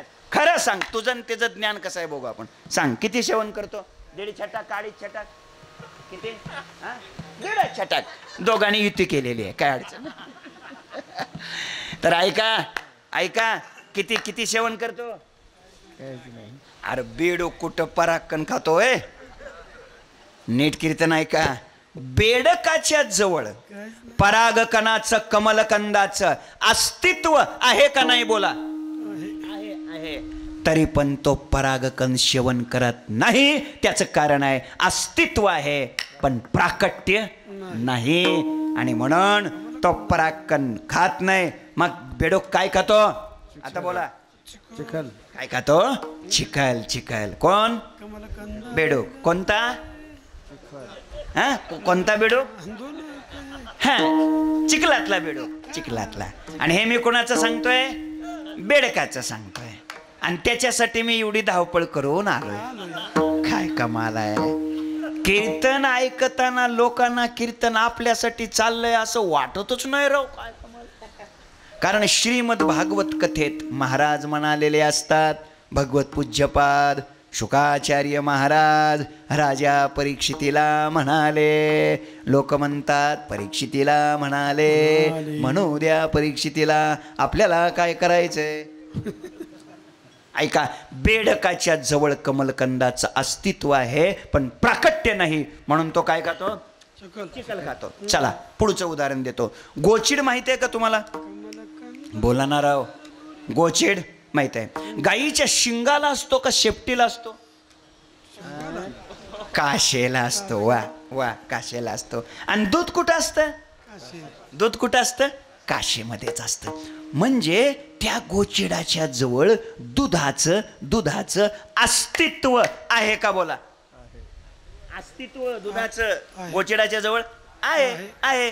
मग एक गोचिड एका दिवसात साधारणतः 6 मिली दूध पितो का 13 मिली दूध पितो? अंदाजे पोरांनो, अंदाजे.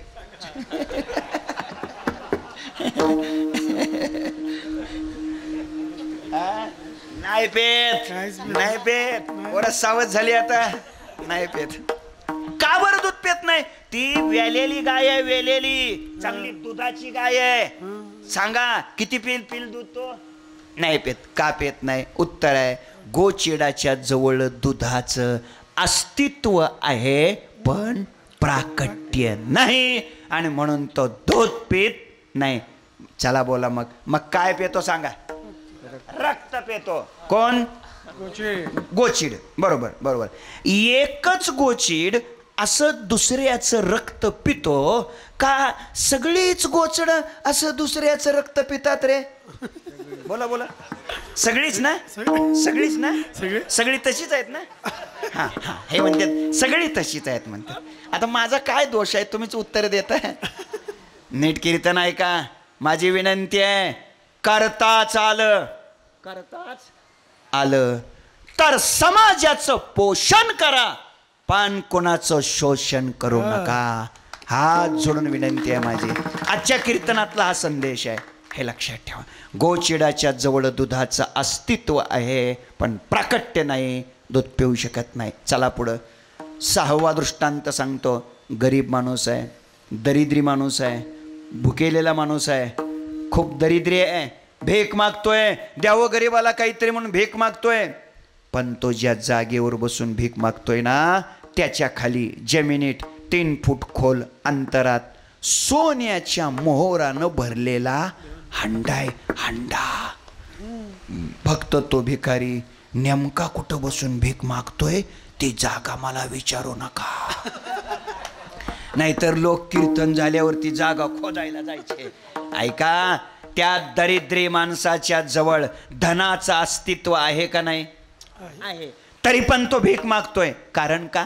अस्तित्व आहे पण प्राकट्य नाही. आता ओव्या देतो. कमलकंदानी दरदुरी नांदणूक एकेची घरी, परे परागो सेविजे भ्रमरी, एरा चिखलूची उरे, पाहे पादुद पवित्रानी गोड, पाशी त्वचेची पदराड, ते अव्हेरुणी गोचिड अशुद्ध काय निघती, सांगे निदैवाच्या परिवरी, लोह्या रुतलिया आहाती सहस्रवरी, परे ते तबैसोनी उपवासू करी, का दरिद्री जिये तैसा हृदयामध्ये रामो असता सर्व सुखाचा आरामो की भ्रांतासी कामो विषयावरी. मायबाप लक्ष द्या, मुद्द्याकडे लक्ष द्या. 6 दृष्टांतातून सिद्ध काय झालं? सिद्ध हे झालं अस्तित्वापेक्षा प्राकट्य महत्वाचं आहे. आणि मग आता ऐका, तुमच्या माझ्या जवळ देव आहे की पण कसा? ऊसातल्या साखरेसारखा. काय कामाचा? ऊसातली साखर काय कामाची आहे? ती आहे की तुमच्या माझ्या जवळ देव, पण दुधातल्या तुपासारखा. काय उपयोगाचा? नीट ऐका, संत विशेष का उत्तर देतोय ऊसातून साखरेचं प्राकट्य व्हावं वाटत असेल तर तिच्यावर प्रक्रियेची गरज आहे. बरोबर? दुधातून तो प्रगट व्हावं वाटत असेल तर मंथनाची गरज आहे. पुढे सांगतो, लाकूड आहे लाकूड, लाकडातून अग्नी प्रगट होण्याकरता त्याला काय केलं पाहिजे? काडी लावली पाहिजे. काड्याच लावायचं कसं यांच्या ध्यानात आहे कोणाच्या? अहो जुन्या काळात लोक काड्या लावत नव्हते. अजून बोलू का? 700 वर्षापूर्वी काडीच नव्हती. काय म्हणणं? मी धाडसानं बोलणारा माणूस आहे. ऐका, वाचा ज्ञानेश्वरी, वाचा पहिलाच अध्याय. ज्ञानोबाराय सांगतात, काष्टे काष्ट मथिजे मग ते वन्नी उपजे. बस चला, म्हणजे घर्षण केलं की अग्नीचं प्राकट्य, प्रक्रिया केली की ऊसाचं प्राकट्य, मंथन केलं की तुपाचं प्राकट्य, आणि ऐका चिंतन केलं की देवाचं प्राकट्य. आणि म्हणून माझा मुद्दा आपल्या पुढे इतकाच आहे, संत आपल्यापेक्षा विशेष का? त्याचं कारण आहे त्यांनी नामचिंतनाने अस्तित्व रूपाने असलेल्या देवाला प्रगट केलंय. सोनियाचा दिवस आजी अमृते पाहला. सोनियाचा दिवस अमृते पाहला. सोनियाचा दिवस आजी अमृते पाहला. सोनियाचा दिवस अमृते पाहला. टाळी वाजवा. नाम आठविला रूपी प्रगट पैदा. नाम आठविता रूपी प्रगट पैदा. नाम आठविता रूपी प्रगट पैदा. टाळी वाजवा.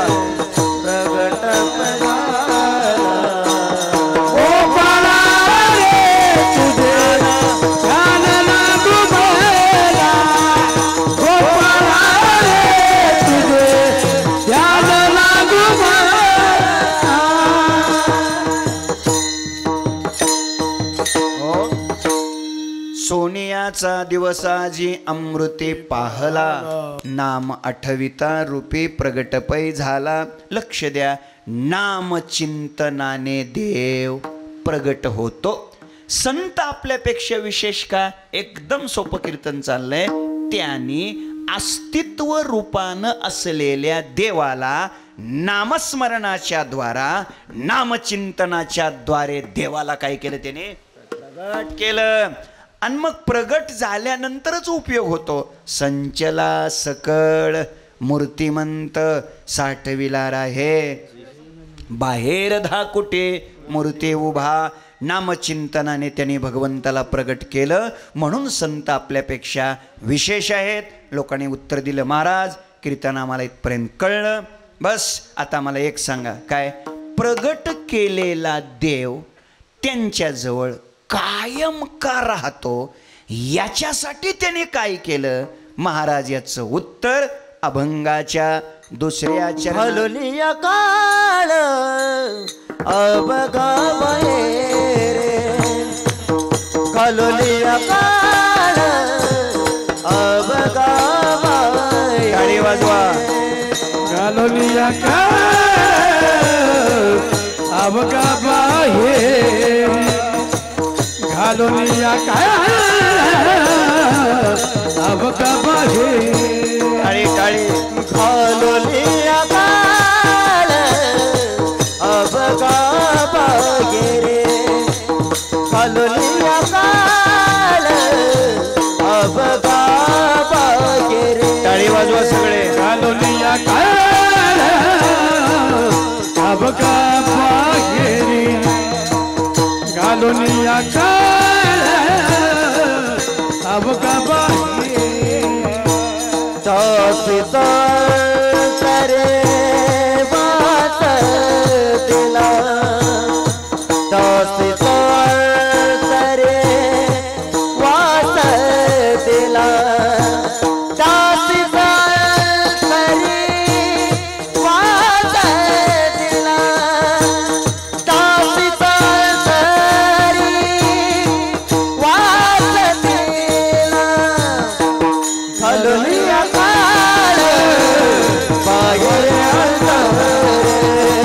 घालुनिया काळ अवघा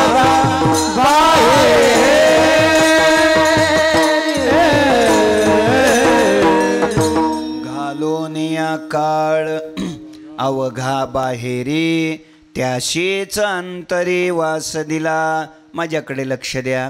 अभंगाच्या दुसऱ्या चरणामध्ये जगद्गुरु संत श्रेष्ठ श्री तुकाराम महाराज संत आपल्यापेक्षा का विशेष याचं उत्तर पहिल्या चरणात दिलं. काय उत्तर दिलं? त्यांनी नामचिंतनाने देवाला प्रगट केलं म्हणून ते विशेष. पुन्हा प्रश्न काय विचारला? ठीक आहे, पण प्रगट झालेला देव कायम त्यांच्याजवळ का राहतो? याच्याकरता त्याने काय केलं? त्याचं उत्तर दुसऱ्या चरणात दिलं. घालोनिया काळ अवघा बाहेरी. अवघा काळ बाहेरी घालोनी अंतरी त्याशीच वास दिला. इथं काळ शब्दाचा अर्थ काय? काळ शब्दाचा अर्थ भूतकाळ, वर्तमान काळ, भविष्यकाळ असला नाही बरं का. इथं काळ शब्दाचा अर्थ प्रतिकूल काळ, अनुकूल काळ, चांगला काळ, वाईट काळ असला नाही. इथे काळ शब्दाचा अर्थ आहे विकार. या महात्म्याने संतांनी काय केलं? विकाराला बाहेर काढलं आणि अंतरंगामध्ये जागा देवालाच दिली. ऐका मायबाप, विकार बाहेर काढल्याशिवाय देवात येत नाही हो. पुष्कळ प्रमाणात फक्त म्हणून जातो. तुका म्हणे चित्त करारे निर्मळ येवोनी गोपाळ राहे ते. तुका म्हणे चित्त झाली या निर्मळ तरीच सकळ केले होय. काम क्रोध वैरी घातले बाहेरी बैसलांतरी पांडुरंग. तुका म्हणे पाख मन नारायण भोगाशी. तुका म्हणे मोडा अहंकाराची मान. किंवा तुका म्हणे जरी गिळी अहंकार तरी वसे घर नारायण.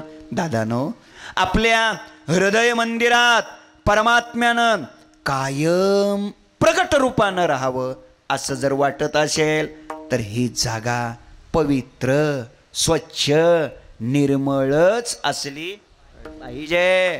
काय आहे? एक म्यान में दो खड्ग नहीं रह सकते.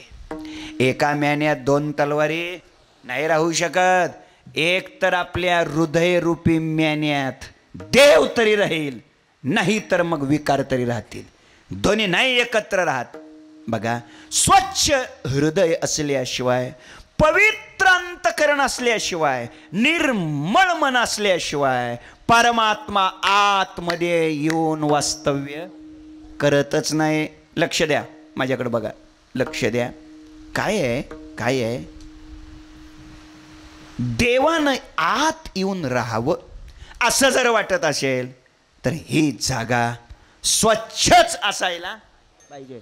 बघा, आपल्या घरी जर पाहुणे येणार असतील, कोण पाहुणे, तर आपण आपलं सगळं घर काय करतो? काय करतो? स्वच्छ.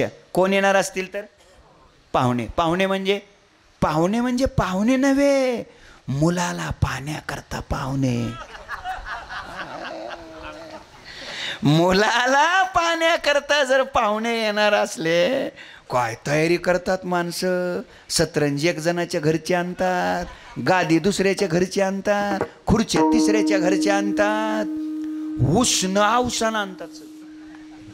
पाहुणा येतो, ती सगळी व्यवस्था पाहतो, खुश होतो, पोरगी देतो आणि 6 महिन्यानंतर त्या पाहुण्याच्या लक्षात येतं रॉंग नंबर. आता काय उपयोग आहे? मी का बोला लागलो?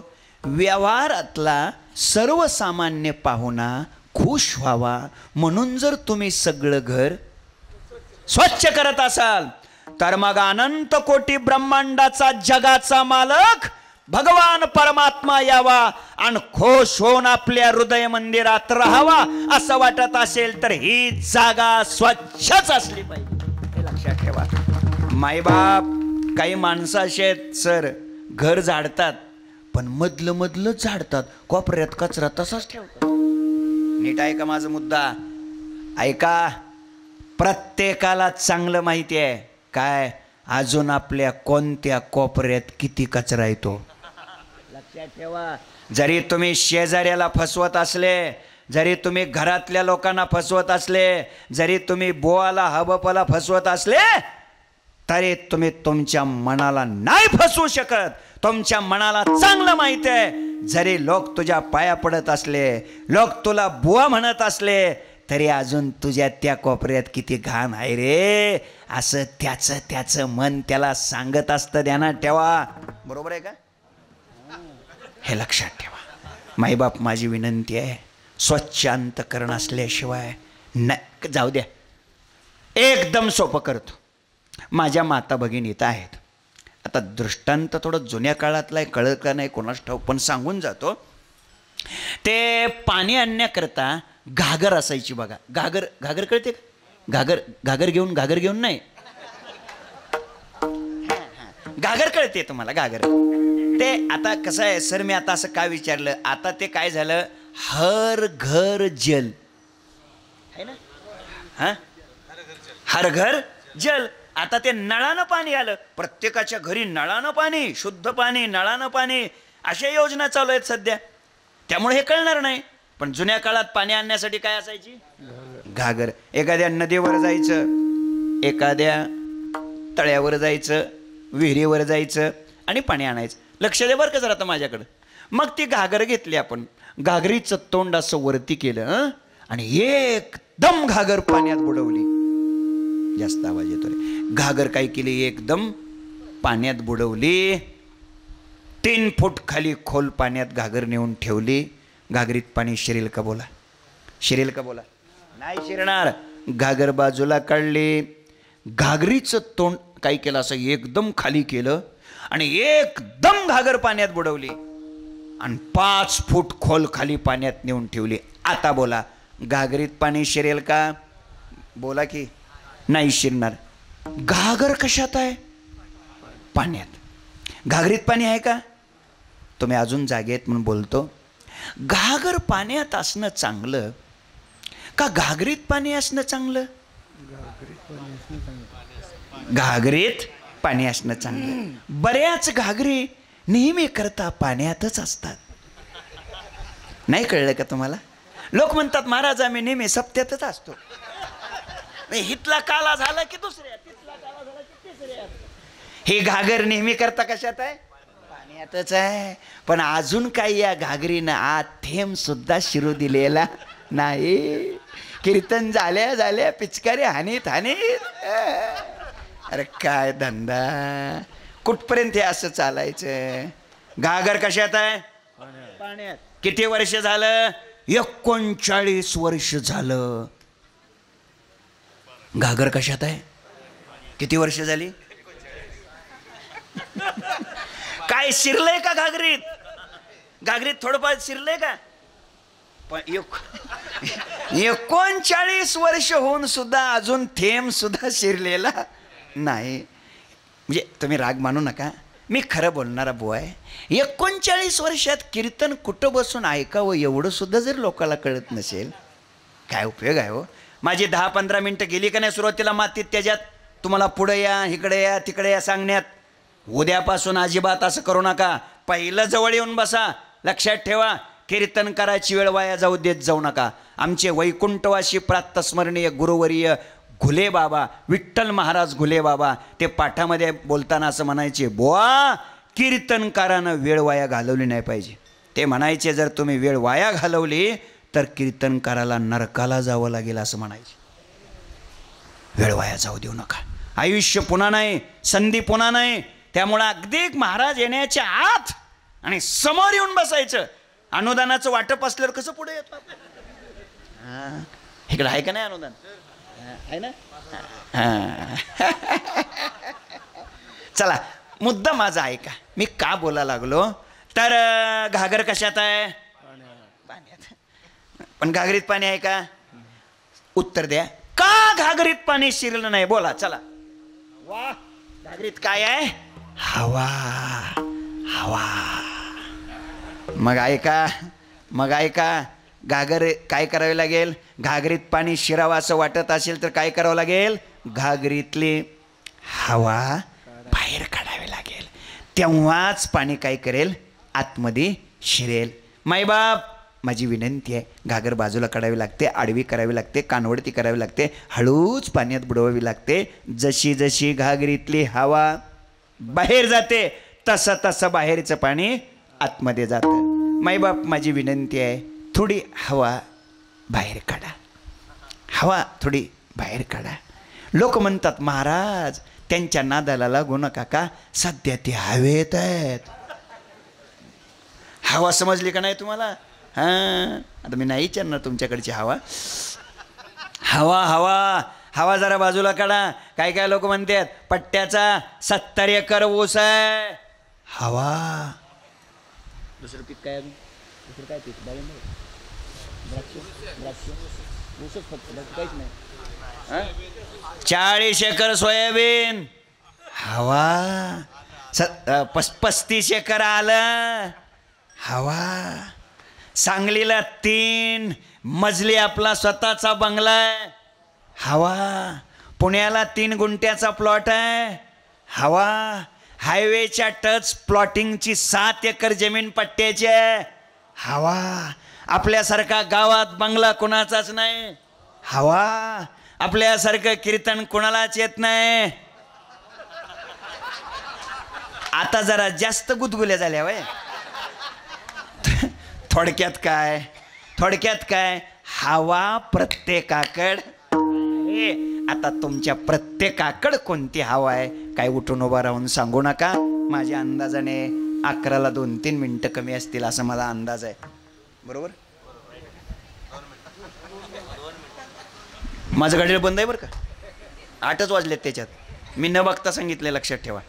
आणि हे काय, हे रोज आहे ना, त्यामुळे ते कुठवर किती आलं ते लक्षात येतं. ऐका, तर माझी विनंती आहे मायबाप, तुम्हाला कळकळीची विनंती आहे, हवा बाहेर काढायला शिका. विकार बाहेर गेल्याशिवाय, म्हणजे हवा बाहेर गेल्याशिवाय पाणी आत येत नाही, म्हणजे पांडुरंग परमात्मा आत येत नाही. याकरता हवा बाजूला काढा.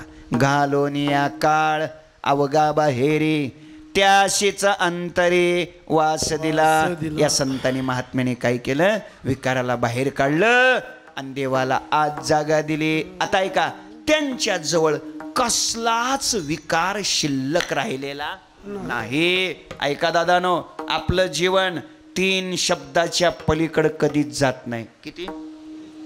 3 शब्दाच्या. सगळी जिंदगी आपण त्याच्यातच खलास करतो. कोणते आहे ते 3 शब्द सांगतो. पहिला शब्द आहे मी. मी मी त्याच्यातून उलगडा झालाच तर दुसरा शब्द असतो माझं माझं माझं. आणि या दोन्हीतनं वाचलाच तर तिसरा शब्द आहे मला मला मला. किती काय काय झालं? मी, माझं आणि मला. संत आपल्यापेक्षा का विशेष? तर याचं उत्तर आहे, त्याने मीपणा टाकून दिला, माझेपणा टाकून दिला, आणि मला म्हणजे आपलेपणा त्याने फेकून दिलाय. त्यांच्या जीवनात आता थोडा सुद्धा आपलेपणा शिल्लक ठेवलेला नाही. हा अभिप्राय महाराज अभंगाच्या तिसऱ्या चरणात सांगतात आपुले से नाही उरतील आपुली सदी नाही उरतील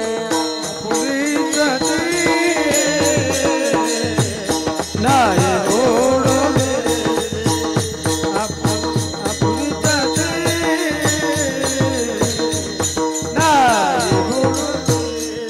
चोचविता बाले ऐसी तळे चोचविता बाले ऐसी तळे घालूनिया का अवघा बाहेर घालूनिया का अवघा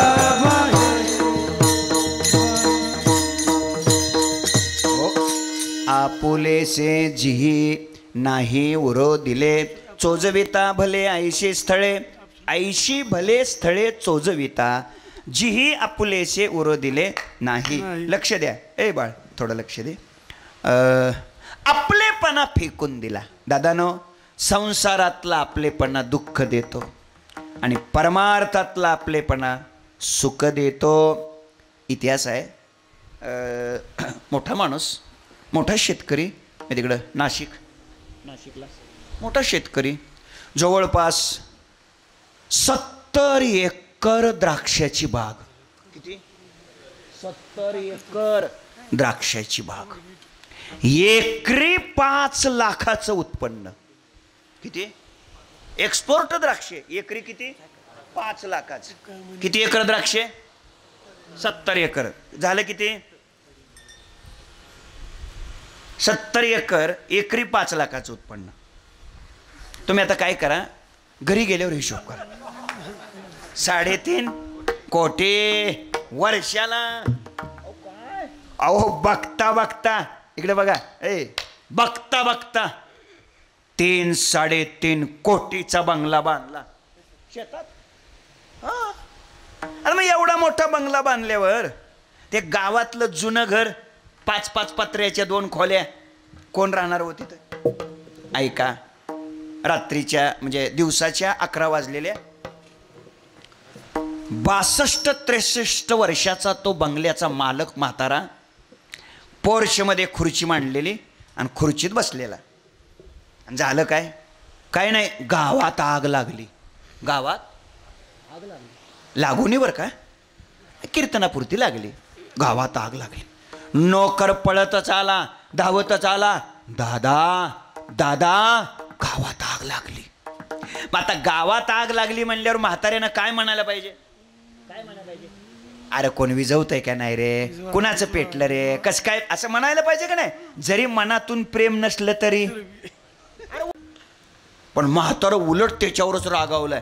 लागू दे की मग तुला काय झालं बोंबलायला. आता असं म्हणल्यावर कशाला ती नोकर काय बोलतोय हो? बिचार गप्प बसलं.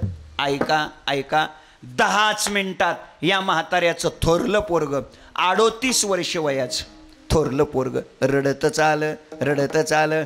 म्हाताऱ्याने विचारलं काय झालं रडायला? दादा गावात आग लागली. लागू दे की मग तुला काय झालं ओरडायला? त्याच्यावर मी म्हातार रागावलं. दादा अरे लागू दे तुला काय झालं ओरडायला सांग. 11 होऊन गेल्यात लवकर बोल. तुला काय झालं रडायला? ते म्हणला दादा आपलं घर पेटलंय. आपलं घर पेटलं म्हटलं की म्हातारा थेट रडायला. तुम्हाला ते थेट कळतं का नाही? डायरेक्ट लगेच रडायला. अहो त्या रडण्याचे काही प्रोसिजर असतं. सुरुवातीला हुंदक द्यायचं नंतर मुसमुस करायचं आणि मग रडायचं. पण त्यानं शेवटची स्टेप डायरेक्ट गाठली थेट रडायला लागला. नाही कळलं का तुम्हाला? पाण्याचा नळ असतो का नाही बाळा? पाण्याचा नळ असा फिरवला लगे पाणी खाली येतो तसा म्हातारा थेट रडायला. 5च मिनिटांनी मधव पोरगा आलं. 36 वर्ष वयाचं. बघितलं तर बाप रडतोय. दादा काय झालं रडायला?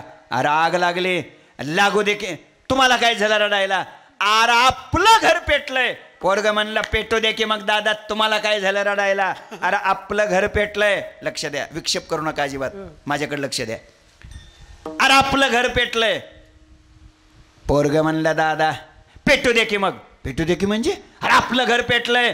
पोरग म्हणलं मधव दादा 2 महिन्यापूर्वी ते घर आपण शेजाऱ्याला विकलंय. म्हातारा डायरेक्ट बंद झाला रडायचा. आता रडायचं बंद होताना बी थोडं हळूहळू असं व्हायला पाहिजे ना. एकदम फ्रेश हो लगेच. ते पाण्याचा नळ असा फिरवला लगे बंद. तसं डायरेक्ट म्हातारा बंद झाला. ऐका 10च मिनिटांनी 3रं पोरग रडतच आलं. 34 वर्ष वयाचं रडतच आलं. म्हाताऱ्याने काय झालं रडायला. गावात आग लागली. लागू दे की मग. अहो दादा आपलं घर पेटलंय. अरे पेटू दे की मग. तुला काय झालं रडायला. तुला काय झालं रडाय. आपलं घर अरे पेटू दे. 2 महिन्यापूर्वी ते घर शेजाऱ्याला विकलंय आपण. कोण म्हणतोय बाप. तुला काय झालं रडायला. 3रं पोरग म्हणलं दादा सौदा परत फिरलाय. म्हातारा लग्गे रडायला. आता मला आपल्याला एवढंच विचारायचं आहे म्हाताऱ्याला कुणी रडवलं. पोराने. आणि खरं सांगू का पोरच रडवते ती. हे म्हणले पोरच रडवते ती. खरं सांगा म्हाताऱ्याला कुणी रडवलं. आपलं घर पेटलं. आपलं घर पेटलं. नळ सुरू. घर शेजाऱ्याला विकलंय. नळ बंद. सौदा परत फिरलाय. नळ. नीट कीर्तन आहे का. कोणामुळं रडावं लागलं. आपलेपणामुळं रडावं लागलं. लक्षात ठेवा. रडावं लागलं कोणाला म्हाताऱ्याला. कुठल्या म्हाताऱ्याला.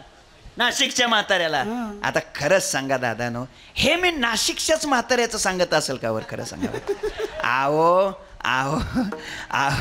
आहो हे म्हातारं कडेपूरचंच आहे.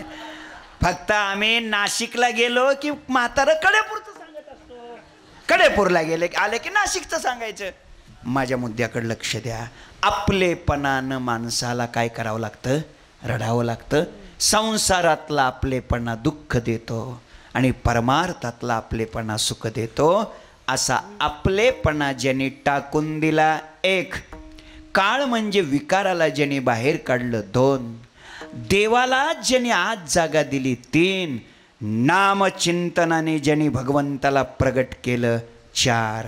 असे जे महात्मे असतात त्या महात्म्यांना स्वतःची कीर्ती पोस्टर बॅनर करून व्हॉट्सअप ट्विटर स्टेटस DP काय काय काय म्हणते ते अजून जे असेल ते असेल असलं काहीही करावं लागत नाही. उलट त्यांची कीर्ती झाकली तरी सुद्धा झाकली जात नाही. कशाप्रमाणे तर ती चंदनाप्रमाणे. हे महाराज अभंगाच्या तुका म्हणे नाही झाकत परिमळ. तुका म्हणे नाही. टाळी वाजवा. हरी हरी कुमार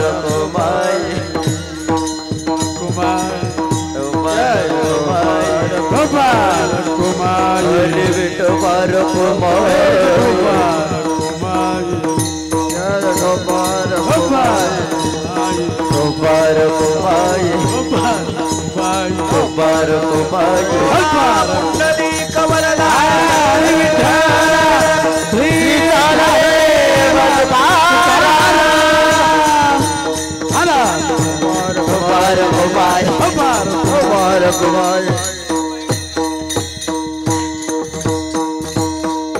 तुका म्हणे नाही झाकत परिमळ. चंदनाचे स्थळ चंदनची घालोन या काळ अवगा बाहेरी त्याशीच अंतरी वास दिला. वेळ संपलेली आहे. वेळेच्या आपण पुढे गेलेलो आहोत. साधारणतः 11:15 वाजलेले आहेत. बरोबर आहे ना. म्हणजे 15 मिनिट आपण पुढे गेलेलो आहोत. म्हणजे खऱ्या अर्थानं 15 मिनिट ओव्हर टाईम झाला. हा म्हणजे सांगितलेलं बरं असतं. हिशोबाला अडचण येत नाही पुढं. मी इमानदारी करणारा प्राणी आहे. मी इथं 9ला 12 मिनिट कमी असताना येऊन पोचलो आहे. बरोबर आहे. म्हणजे माझी इमानदारी झालेली आहे. 15 मिनिट जास्त झालेलं आहे. तर आता सेवा संपलेली आहे. मागच्या कीर्तनातून घरी जाताना तुम्ही ध्यानात काय काय ठेवायचं. हे 2-2.25 तास सगळं सांगितलेलं ध्यानात ठेवणं अवघड असतं. आणि एवढी तकलीफ करून घेऊ नका. ऐका एवढा काही ताण करू नका. फक्त 4-5 गोष्टी घरी जाता जाता आपल्या ध्यानात ठेवा. जमल असं मोकळं मोकळं काय काय ध्यानात ठेवायचं सांगतो. पहिलं ध्यानात हे ठेवा, पहिलं ध्यानात हे ठेवा, आकारापेक्षा आचार महत्वाचा ध्यानात ठेवा. दुसरं ध्यानात हे ठेवा, कृतीपेक्षा वृत्ती महत्वाची. तिसरं ध्यानात हे ठेवा, अस्तित्वापेक्षा प्राकट्य महत्वाचं. चौथं ध्यानात हे ठेवा, नामचिंतनानेच देव प्रगट होतो. किती झाल्या गोष्टी? 4. 5वं ध्यानात हे ठेवा, थोडी हवा बाहेर काढा. आणि 6वं ध्यानात हे ठेवा, नळ सारखा फिरू. संपलं. एवढ्या 5-6 गोष्टी ठोकळ ध्यानात ठेवा. तुमच्याजवळ, माझ्याजवळ, सर्वांच्याच जवळ देव आहे. फक्त त्याला प्रगट करायला शिकलं पाहिजे. आणि मग देव प्रगट कशाने होईल? नामस्मरणाने होईल. आणि म्हणून मायबाप आपल्या सगळ्याला विनंती आहे, नामचिंतन करायला नाही म्हणू नका. आम्हाला काही लोक भेटतात आणि मग काय म्हणतात सांगू का? लोक म्हणतात, महाराज वेळच नाही हो. काय म्हणतात? आम्ही म्हणलं ना, कीर्तन ऐका, भजन ऐका, वारी, वेळच नाही हो. ऐका, माझं त्यांना उत्तर आहे, आत्ता सध्या तुम्ही जिवंत आहेत ही वेळच आहे हो. अजून काय वेळ पाहिजे? कोरोनाच्या झपक्यातून वाचलो आपण, वेळ नाही तर काय. सध्या आपल्याला हे मिळालेलं आयुष्य म्हणजे बोनस आहे, बोनस. पुष्कळ प्रमाणात सांगत नाही, वेळ संपलेली आहे, बोनस आहे. म्हणून चुकीचा वापर करू नका. मला सांगा, आपण डॉक्टरमुळं वाचलो का देवामुळं वाचलो? हां, देवामुळं वाचलो. खरं सांगा, म्हणजे आपल्याला जिवंत डॉक्टरनं ठेवलंय का देवानं? खरं बोला, इमानदारीनं बोला. म्हणजे आपण जिवंत कुणामुळं आहोत? देवामुळं. आणि आत्ता इमानदारीनं खरंच सांगा, आपल्याला जिवंत ठेवावं अशी आपली लायकी आहे का? आता तुमच्या हसण्यातूनच कळले तशी लायकी नाही, पण ठेवलंय जिवंत. तर आभार देवाचे माना, उपकार देवाचे माना, आणि वेळ नाही असं सांगू नका. मायबाप विनंती आहे, 5 तरी ओव्या ज्ञानेश्वरीच्या रोज वाचा आणि मगच पाणी प्या. निदान एवढा संकल्प करा, रोज वाचा, रोज ज्ञानेश्वरी वाचा. एखादा म्हणेल, महाराज मला वाचायलाच येत नाही. मग मी म्हणलं, मग वाचायलाच येत नाही, मी काय करू? ठीक आहे, ज्ञानेश्वरीचा ग्रंथ उघडा आणि फक्त त्या ओव्याहून काय करा? बोट फिरवा. फक्त ओव्याहून बोट फिरवा. रोज ज्ञानेश्वरीच्या ओवीवरनं बोट फिरवा. आयुष्यभर ज्ञानेश्वरीवरनं बोट फिरवा. आयुष्याच्या शेवटच्या क्षणाला ज्ञानोबाराय तुमचं बोट सोडणार नाही, ध्यानात ठेवा. हे ताकद आहे त्याच्यात. आणि म्हणून माझी विनंती आहे, वेळ नाही असं म्हणायचं नाही. वेळ काढा, जरूर इथं या. आणि 10,000 गावची लोकसंख्या आहे, निदान 1000भर माणसं तरी कीर्तन ऐकायला असावी. या दृष्टिकोनातून प्रयत्न करा. कीर्तन नेहमी ऐकताना पुढे येऊन बसून कीर्तन ऐका. आपल्या सगळ्यांच्या पवित्र उपस्थितीत आज मला हा दर्शनाचा योग प्राप्त झाला. आणि मी सरांना नको याच्यासाठीच म्हणत होतो, एवढं ओलटतान करून यायचं आणि 10-5 लोक, याचा अर्थ खूप लोक असल्यावरच मग कीर्तन करायचं असतं असा त्याचा अर्थ नाही. पण त्याचा अर्थ असा आहे, लोकांनी त्या खऱ्या अर्थाने याचा लाभ घेतला गेला पाहिजे. आणि म्हणून तुमच्याकडे मोबाईल प्रत्येकाकडे आहे. मोबाईलमध्ये जेवढे नंबर आहेत, तुमचे 5-5, 10-10 मित्र उद्या कीर्तनाला घेऊन या आणि पुढे येऊन बसायचं. ही माझी विनंती आहे. आज परमात्मा करो, भगवान करो, संत विशेष आहेत आणि आपलंही जीवन त्या विशेष पदाला जावं असं वाटत असेल. संत गेले तया ठाया, देवराया पाववे, तर या 5-6 गोष्टी ध्यानात ठेवा. ही झालेली सेवा भगवंताच्या चरणी समर्पित करतो. उभे राहिलेले सगळे टाळकरी, सगळे गोड असे गायनाचार्य, सगळी महाराज मंडळी, विनेकरी, चोपदार, गोड असे मृदंगाचार्य, या गावातले सगळे नागरिक, माता भगिनी, पुरुष मंडळी, आपल्या सर्वांच्या चरणी मी वंदन करतो.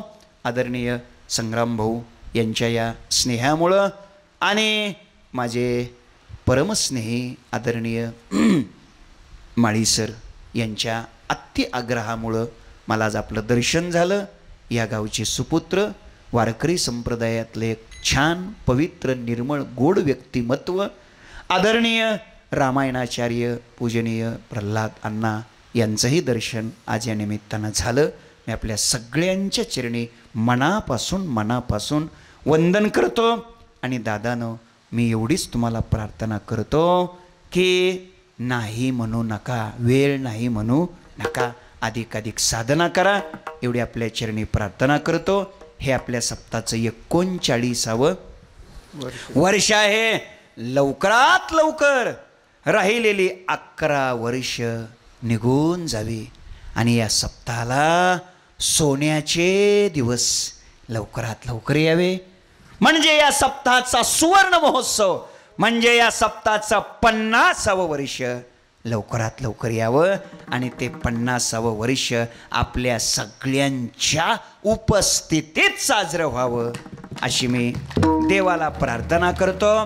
त्या 50व्या वर्षापर्यंत आपल्यापैकी कोणालाही देवानं हात लावू नये अशी मी प्रभूच्या चरणी प्रार्थना करतो.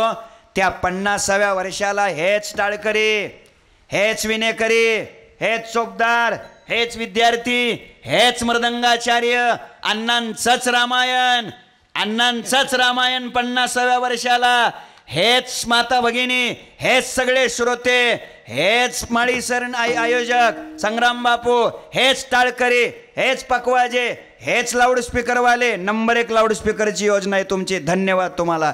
हेच लाऊडस्पीकर, हेच ते काय म्हणायचं तुमचं शूटिंगवाले, हेच म्हणा की राव, हेच महाराज, काय म्हणा की राव, काय काय काय कमाल आहे तुमची. इतक्या उशीर असतं का कुठं. चला तर पण आता 50व्या वर्षाला विसरू नका मला. आता 50व्या वर्षाला जरूर बोलवा एवढी मी आपल्या चरणी प्रार्थना करतो. आणि मी 20 मिनटं तुमची जास्त घेतली त्याबद्दल आपली क्षमा मागतो. सर्व टाळकऱ्यांची थोडी क्षमा मागतो. मला रात्रभर अजून 4 तास तरी प्रवास किमान करावा लागतोय, तेव्हा आपली क्षमा मागतो. शेवेला पूर्णविराम देतो. यानंतर कृपा करून माझी वेळ घेऊ नये अशी मी आपल्याला विनंती करतो आणि थांबतो. ज्ञानेश्वर माऊली, ज्ञानराज माऊली तुकाराम, जय जय ज्ञानेश्वर माऊली, ज्ञानराज माऊली तुकाराम, तुकाराम तुकाराम तुकाराम तुकाराम तुकाराम. टाळी वाजवा. तुकाराम तुकाराम तुकाराम तुकाराम तुकाराम. बोला पुंडलिक वरदा हरी विठ्ठल श्री ज्ञानदेव. तुकाराम तुकाराम तुकाराम तुकाराम तुकाराम. विठ्ठल जय जय विठ्ठल, विठ्ठल जय जय विठ्ठल, जय जय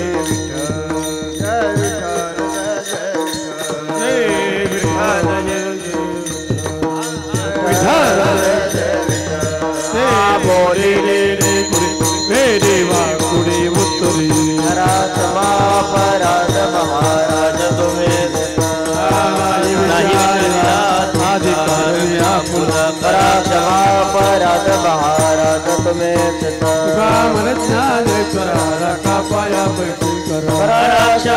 पराध महाराज तुम्हें ज्ञानदेव तुकाराम, ज्ञानदेव तुकाराम.